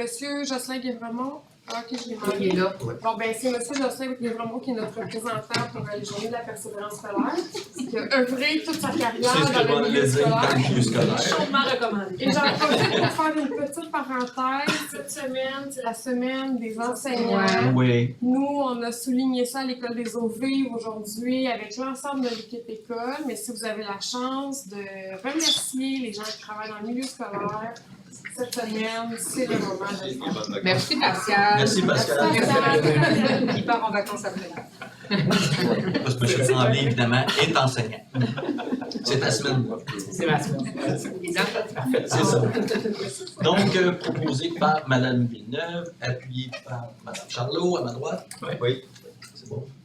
À ma gauche. Oui. C'est ça. Les points 8, culture et patrimoine. 8.1, autorisation de signature, centre culturel Desjardins, Festival Petit Bonheur. Madame Ranger. Donc, le Festival Petit Bonheur, ça s'adresse aux enfants de 0-6 ans. C'est offert par le Centre culturel Desjardins, qui nous fait un clé en main. Donc, ce qu'il nous propose, du 1er au 15 mars 2023, il va y avoir des contes, des marionnettes, la musique pour les élèves de maternelle à la Chasse-Galerie. Et il va y avoir aussi des ateliers de contes et de création à la bibliothèque pour tous les autres enfants de la Valtrie à un coût de 2000 $ clé en main. C'est vraiment bien la culture pour nos jeunes. Donc, la proposition serait que le conseil municipal autorise Mme Amélie Boutin, chef de division culture et patrimoine, à signer pour et au nom de la ville de la Valtrie l'entente de service à intervenir avec le Centre culturel Desjardins pour la décision du festival Petit Bonheur. Donc, proposé par Mme Ranger, appuyé par M. Moreau. À ma droite, à ma gauche. Prêt. 8.2, adoption, mise à jour de la politique de développement des collections de la bibliothèque. Monsieur Moreau. Donc, voici quelques points de la politique de développement. Dans la politique, c'est inclus une collection de qualité répondant aux besoins des citoyens, est accessible à tous, proposer des collections riches et variées, diffuser les créations d'ici et d'ailleurs, sensibiliser le public aux arts et à la culture, développer le goût de la lecture. Que le conseil municipal adopte la mise à jour de la politique de développement des collections de la bibliothèque de la Valtrie, portant la date du 6 février 2023, laquelle est annexée à la présente résolution, pour en faire partie intégrante. Donc, en fait, la proposition. Donc, proposé par M. Moreau, appuyé par Mme Ranger, à ma gauche, à ma droite. 8.3, autorisation de signature. Momento. Donc, les trois autres propositions, là, c'est toutes des licences et abonnements pour la bibliothèque qu'on doit renouveler année après année. Donc, la première, que le conseil municipal autorise Mme Nathalie Desalliés, directrice du service des loisirs, de la culture et des relations à la communauté, à signer pour et au nom de la ville de la Valtrie la convention d'abonnement à intervenir avec la Société de gestion de la banque de titres de langue française relativement à la licence d'utilisation des bibliothèques inscrite au Service québécois de traitement documentaire. Donc, proposé par Mme Ranger, appuyé par M. Moreau, à ma droite. Oui. À ma gauche. Oui. 8.4, autorisation de signature Copybec. Donc, c'est toujours d'autoriser la même Mme Nathalie Desalliés qui a le même titre, à signer pour la ville de la Valtrie la licence à intervenir avec la Société de gestion collective des droits de reproduction Copybec relativement à la lecture en direct, de l'enregistrement de lecture et la décision de ces lectures. Donc, proposé par Mme Ranger, appuyé par M. Moreau, à ma droite. Oui.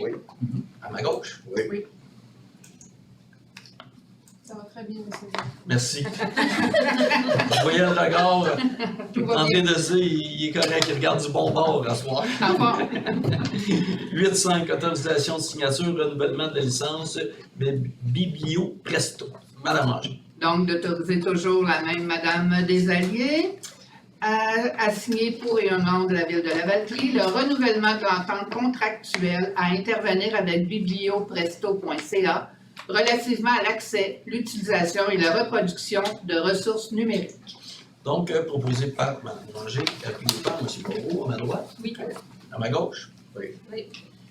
Les points 9, environnement 9.1, autorisation de participation événement Americana 2023, réseau environnement.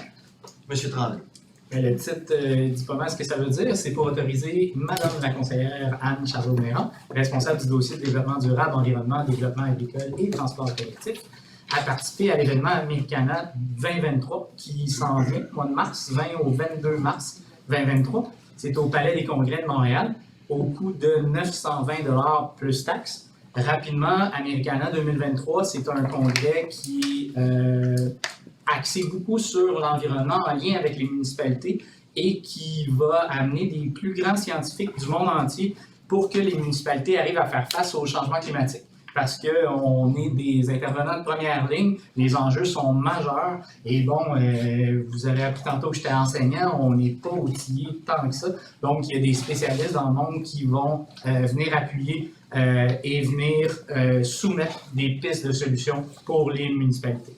Donc, les frais d'inscription sont assumés par la Ville, les frais de déplacement, repas sont remboursés, le cas échéant sur présentation des pièces justificatives. J'en fais la proposition. Donc, proposé par M. Tremblay, appuyé par M. Moreau, à ma droite, à ma gauche. Oui, oui.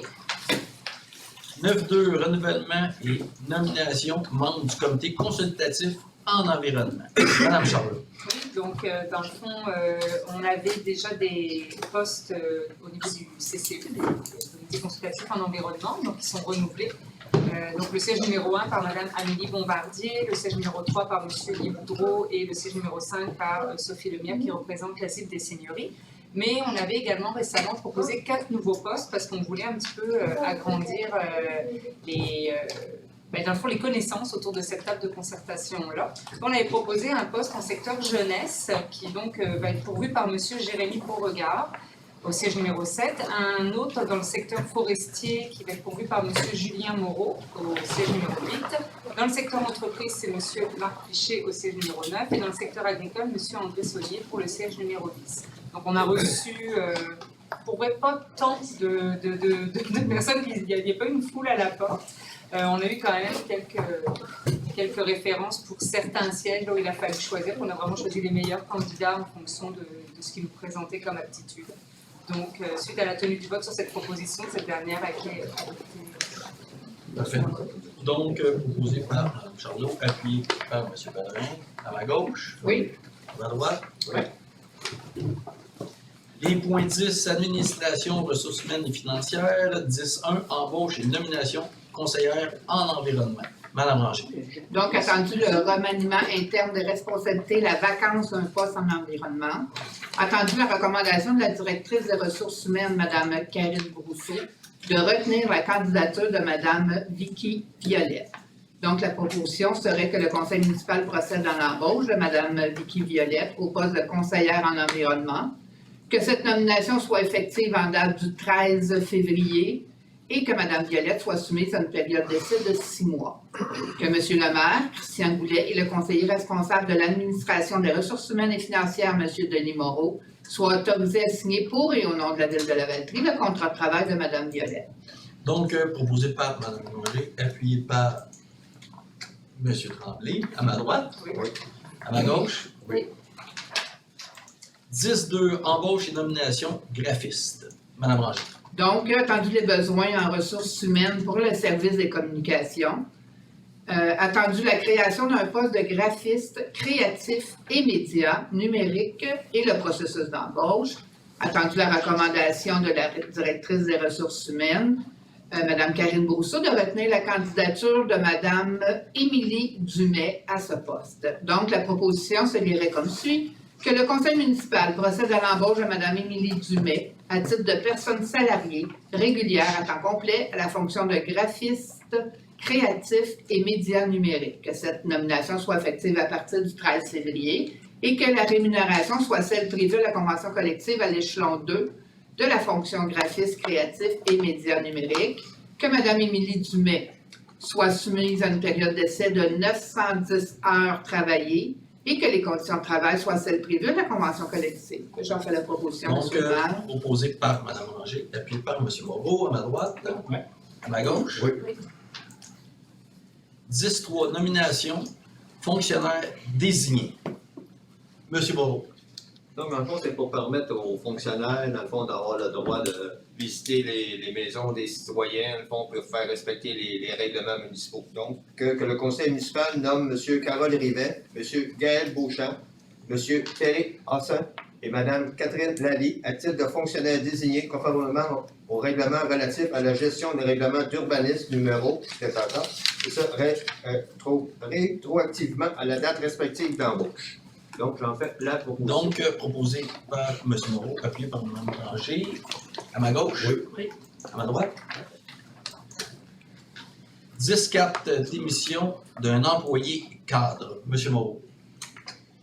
Donc, entendu que le conseil municipal a pris acte de la démission de M. Marc-André Desjardins de son poste de directeur des services administratifs et trésoriers et que celle-ci est effective à partir du 13 février 2023. Attendu que le conseil municipal tient à remercier M. Desjardins pour ses années de service au sein de la ville de la Valtrie. Donc, je me permets, avant de lire le restant, M. Desjardins nous a apporté au niveau trésorerie à un autre niveau. C'est beaucoup plus facile pour le conseil avoir des projections dans le temps, dans les budgets, dans les plans de développement, mais on sait c'est quoi exactement le coût qu'on va avoir chez nos futurs comptes de taxes en 2023, 2024, 2025. Tous nos gros projets sont listés informatiquement. C'est beaucoup plus facile pour nous de prendre des décisions. Donc, j'en prends la peine de remercier M. Marc-André Desjardins pour avoir ramené le conseil à ce niveau à la trésorerie. Que le conseil municipal manifeste par le biais de la présente résolution sa gratitude à l'égard du travail accompli et en remercie chaleureusement M. Desjardins. Donc, j'en fais la proposition. Donc, proposé par M. Legault, appuyé par Mme Ranger, à ma gauche, à ma droite. Oui. Oui, effectivement, fait un travail incroyable. On ne voulait pas qu'il s'en aille. On voulait Non, pas, non. il voulait pas. On n'a pas le choix, mais il y a eu une belle opportunité qu'il ne faut pas refuser. Fait que, on a de la peine, mais on est content pour lui. Ouais. Il nous a amené ailleurs, effectivement. 10.5 dépôt, embauche et démission par délégation des pouvoirs du directeur général. C'est tout simplement un dépôt. Ça, souvent, c'est pas comme quand on engage quelqu'un à temps plein, c'est souvent le camp de jour. Quand il y a des activités, on engage des gens, mais tout de suite, des sauveteurs. Puis, donc, c'est vraiment... on avait quoi ce mois-ci? Animateur sauveteur. Féerie d'hiver, ça revient la semaine prochaine. Donc, ça, c'est un dépôt. 10.6, nomination directrice générale adjointe, services administratifs et ressources humaines. Madame Ranger. Donc, vous comprendrez que, vu le départ de M. Marc-André Desjardins, il y a un remaniement qui se fait à l'interne. Donc, attendu le départ du directeur des services administratifs, attendu la recommandation du directeur général, M. Marc-Olivier Brault, de procéder à une réorganisation de la structure administrative visant le remplacement du directeur des services administratifs. Attendu la recommandation du directeur général, M. Marc-Olivier Brault, de procéder à la nomination de l'actuelle directrice des ressources humaines, Mme Karine Brousseau, au poste de directrice générale adjointe, services administratifs et ressources humaines. Il est bien entendu que Mme Karine Brousseau agira également à titre de trésorière. Donc, la proposition se lirait comme suit, que le conseil municipal procède à la nomination de Mme Karine Brousseau au poste de directrice générale adjointe, services administratifs et ressources humaines, et que cette dernière agisse également à titre de trésorière, que cette nomination soit effective en date du 6 février, que M. le maire, Christian Goulet, et le conseiller responsable de l'administration des ressources humaines et financières, M. Denis Moreau, soient autorisés à signer pour et au nom de la Ville de la Valtrie l'agenda au contrat de travail de Mme Brousseau. Donc, proposé par Mme Ranger, appuyé par Mme Villeneuve. C'est juste pour voir si... À gauche. Oui. À ma droite. Oui. 17 nominations. Assistante trésorière. Mme Ranger. Dans le même sens, vu le départ du directeur des services administratifs, attendu la recommandation du directeur général, M. Marc-Olivier Brault, de procéder à une réorganisation visant le remplacement du directeur, attendu la recommandation du directeur général, M. Marc-Olivier Brault, de procéder à la nomination de Mme Julie Morin au poste d'assistante trésorière. La proposition se lirait comme suit, que le conseil municipal procède à la nomination de Mme Julie Morin au poste d'assistante trésorière. Cette nomination soit effective en date du 6 février 2023, que M. le maire, Christian Goulet, et le conseiller responsable de l'administration, M. Denis Moreau, soient autorisés à signer pour et au nom de la Ville de la Valtrie l'agenda au contrat de Mme Morin. Donc, proposé par Mme Ranger, appuyé par M. Pellerin, à ma gauche. Oui. À ma droite. Oui. Point 10.8, autorisation de signature de chèques et effets. Évidemment, les prochains points, c'est la majorité des points, c'est le fait que la personne qui est autorisée, M. Marc-André Desjardins, s'en va. Ben là, tous les prochains points, c'est qu'on transfère les responsabilités et les possibilités de signer aux autres employés qui deviennent responsables de ça. Donc, le point 18, M. Moreau. Donc, dans le fond, vous avez très bien expliqué pour les prochains points, donc je vais faire juste le résumé. Que M. le maire Christian Goulet soit autorisé à signer les chèques et les autres effets négociables de tout compte que la Ville de la Valtrie détient dans diverses institutions financières, que le maire suppléant signé désignés par résolution du Conseil soient également autorisés à signer les effets bancaires précipités, et ce, pour toute la durée de son mandat, conformément aux dispositions de l'article 56 de la loi Cités et Villes. Que M. Marc-Olivier Brault, assistant trésorier, ou Mme Karine Brousseau, trésorière, ou Mme Julie Morin, assistante trésorière, soient autorisés à co-signer les dits effets bancaires. Que la présente résolution abroge et remplace toute résolution adoptée antérieurement et traitant du même sujet. J'en fais la proposition. Donc, proposé par M. Moreau, appuyé par Mme Ranger, à ma gauche. Oui. À ma droite. Oui. 19 autorisations relatives à la communication de renseignements, procuration ou révocation Revenu Québec et Revenu Canada. M. Moreau. Donc, que le conseil municipal nomme M. Marc-Olivier Brault, directeur général, Mme Karine Brousseau, directrice générale adjointe, et Mme Julie Morin, assistante trésorière, pour représenter la ville de Lavaltrie comme mandataire procuration auprès de l'Agence Revenu Québec et de l'Agence Revenu du Canada. Et vice-versa, le Revenu Canada, le Revenu Québec, on pourrait parler de ces personnes-là, et vice-versa. Donc, le directeur général, M. Brault, ou la directrice générale adjointe, Mme Brousseau, et l'assistante trésorière, Mme Julie Morin, sont autorisés à signer au nom de la ville de Lavaltrie l'autorisation relative à la communication de renseignements, procuration ou révocation. J'en fais la proposition. Proposé par M. Moreau, appuyé par Mme Ranger, à ma gauche. Oui. À ma droite. Oui. 10-10, autorisation de signature mutuelle de prévention. M. Moreau. Que l'entente avec la Commission des normes de l'équité, de la santé et de la sécurité au travail relative au regroupement d'employeurs aux fins de l'assujettissement à des taux personnalisés et au calcul de ces taux annuels soit acceptés tels que rédigés et que DR Conseil, société en commandite, soit autorisé à signer cette entente au nom de la ville de Lavaltrie, ainsi que tout renouvellement subséquent de cette entente, et ce, tant que la présente autorisation n'ait pas été durement révoquée par une nouvelle résolution du Conseil municipal de la ville de Lavaltrie, et le Conseil municipal autorise la directrice générale adjointe, Mme Karine Brousseau, à signer, pour et au nom de la ville de Lavaltrie, le contrat de gestion de mutuelle à intervenir entre la ville de Lavaltrie et DCR Conseil, société en commandite et tout autre document relatif à ce dossier. Que la présente résolution abroge et remplace toute résolution adoptée antérieurement et traitant du même sujet. J'en fais la proposition. Donc, proposé par M. Moreau, appuyé par Mme Ranger, à ma gauche. Oui. À ma droite. Oui. On est dans l'administratif. L'autre aussi. 10-11, autorisation de signature entente Hydro-Québec, borne de recharge électrique. Mme Ranger. Donc, la proposition, c'est que la Ville autorise Mme Andréane Bergeron, qui est coordonnatrice au projet et responsable de l'environnement, à signer pour et au nom de la Ville de Lavaltrie le protocole d'entente à intervenir avec Hydro-Québec, le cas échéant, concernant l'implantation de bornes de recharge électrique. Donc, proposé par Mme Ranger, appuyé par Mme Falqueur, à ma gauche. Oui. Bon. À ma droite. Un petit informatif, là, c'est des bornes qui vont être installées dans le stationnement d'en face. Ouais. Tout près de l'école. Mais il y en a, là. Dans le stationnement ici, on en ajoute en plein cœur de la ville. C'est 4 qui vont être ajoutés. Tout à fait. Ouais. C'est subventionné par Hydro-Québec. 10-12, nomination de mandataire auprès de la Société d'assurance automobile du Québec, Mme Ranger. Donc, c'est dans la même ordre d'idée que toutes les autres résolutions. Que Mme Karine Brousseau, trésorière, ou M. Marc-Olivier Brault, directeur général, ou M. Frédéric Rousseau, vous allez voir, je vais toutes les nommer, chef des opérations, ou M. Stéphane Doucet, contremaître voirie, ou M. Mathieu Robert, contremaître parc et bâtiment, soient autorisés à signer pour et au nom de la Ville de Lavaltrie tout document en lien avec la Société d'assurance automobile du Québec, que la présente résolution abroge et remplace toute résolution adoptée antérieurement et traitant de ce même sujet. Donc, proposé par Mme Ranger, appuyé par M. Guévremont, à ma droite. Oui. À ma gauche. Oui.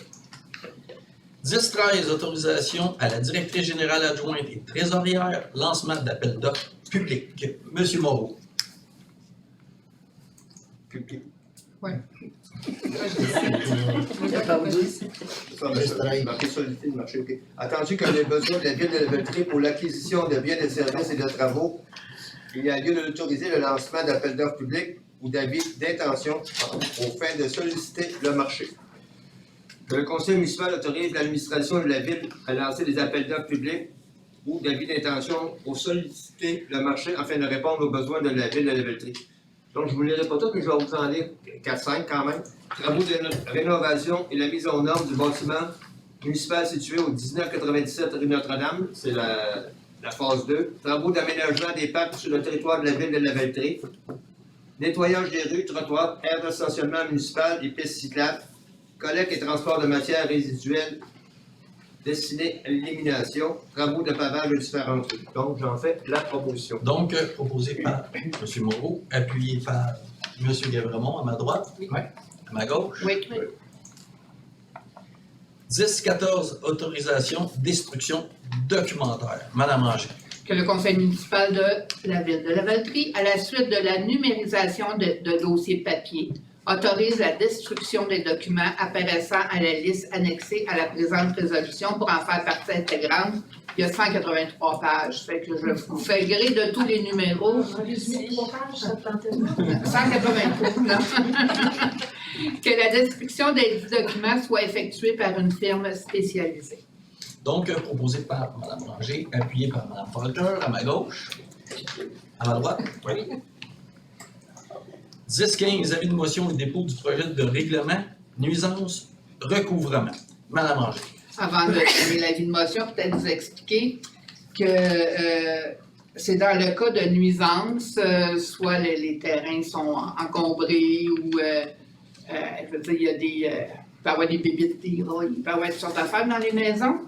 Donc, si la ville fait une demande à la cour municipale pour réclamer les coûts exécutés par la ville, donc si la ville doit faire des travaux puisque le propriétaire n'en fait pas, on va aller en cours et on va demander que nous soient remboursés les travaux, soit que la ville les aurait faits ou qu'une autre personne pourrait, si on le donne en contrat, bien, on va être remboursé.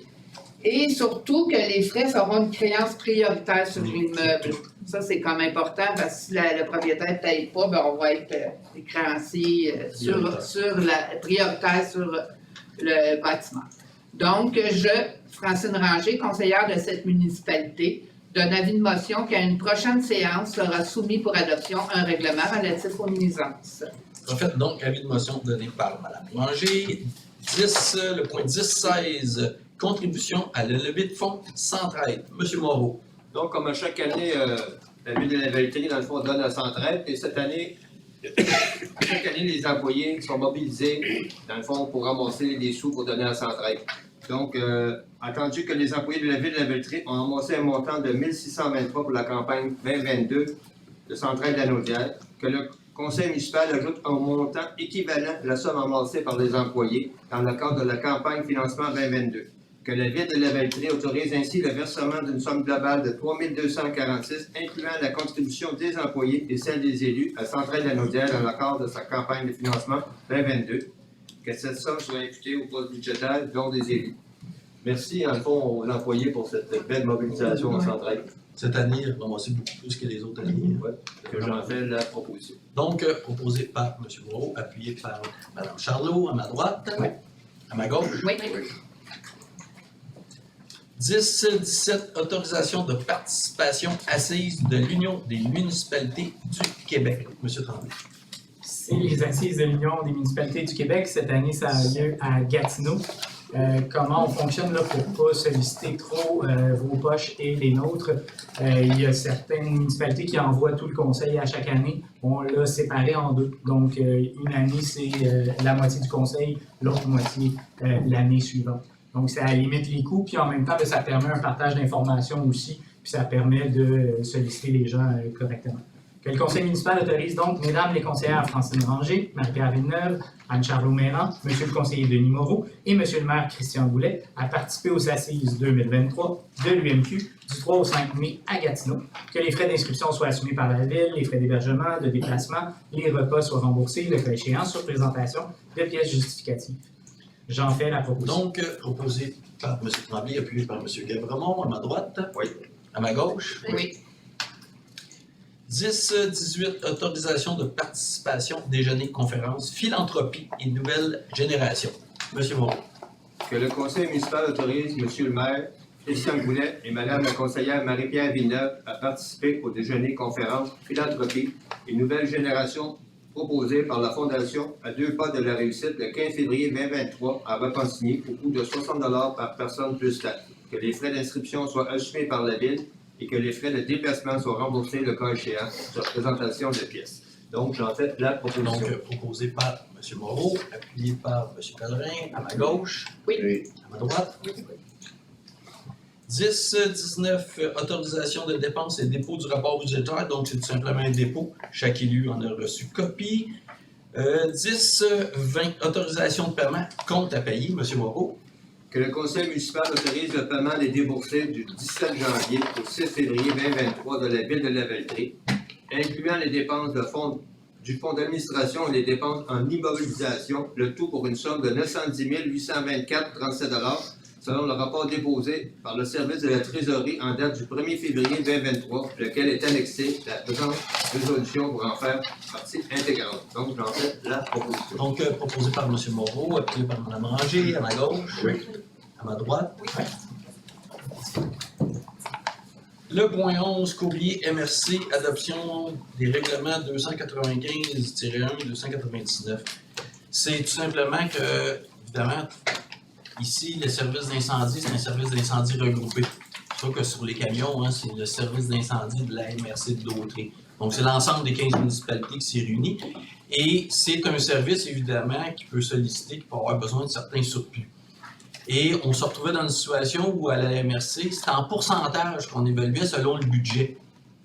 Donc, on gardait minimum un 10 % de surplus vraiment pour les pompiers, puis c'est par résolution pour le service d'incendie.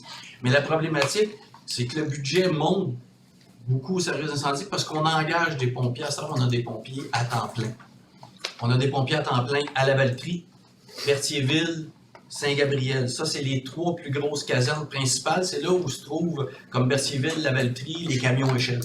Donc, on a des pompiers ici à temps plein la semaine. Évidemment, c'est pour avoir un service qui est beaucoup plus rapide. Mais plus on engage, plus le budget monte. Mais plus le budget monte, plus on est couvert, puis plus on est en sécurité, parce que les pompiers sont en plein. Donc, on trouvait qu'à un moment donné, les surplus s'accumulaient trop. Donc, on limite le surplus du service d'incendie à 400 000. Donc, les élus ne peuvent pas être touchés. Cet argent-là, il faut toujours au caresse là. Parce que les imprévus en incendie, ça ne brûle pas toutes les semaines, des Patrick Morin, mais quand ça arrive, c'est dramatique. Oui. Je les entends souvent. C'est parce que le service d'incendie de la MRC de Dautré, c'est aussi les premiers répondants. Et ils font pompiers éteindre un feu, mais on va vous dire que comme premier répondant, c'est les plus rapides. Donc, c'était vraiment ça. Et l'autre, ben, c'est évidemment pour que décréter les quotes-parts que les municipalités, il faut qu'ils payent chacun leur part. Hey, merci. Donc, ça, c'était le coup de gueule. Donc, ben, merci beaucoup pour les gens à la maison. Donc, je vais vous souhaiter une belle soirée. Maintenant, je vais passer à la période de questions pour les gens qui sont dans la salle. Donc, merci.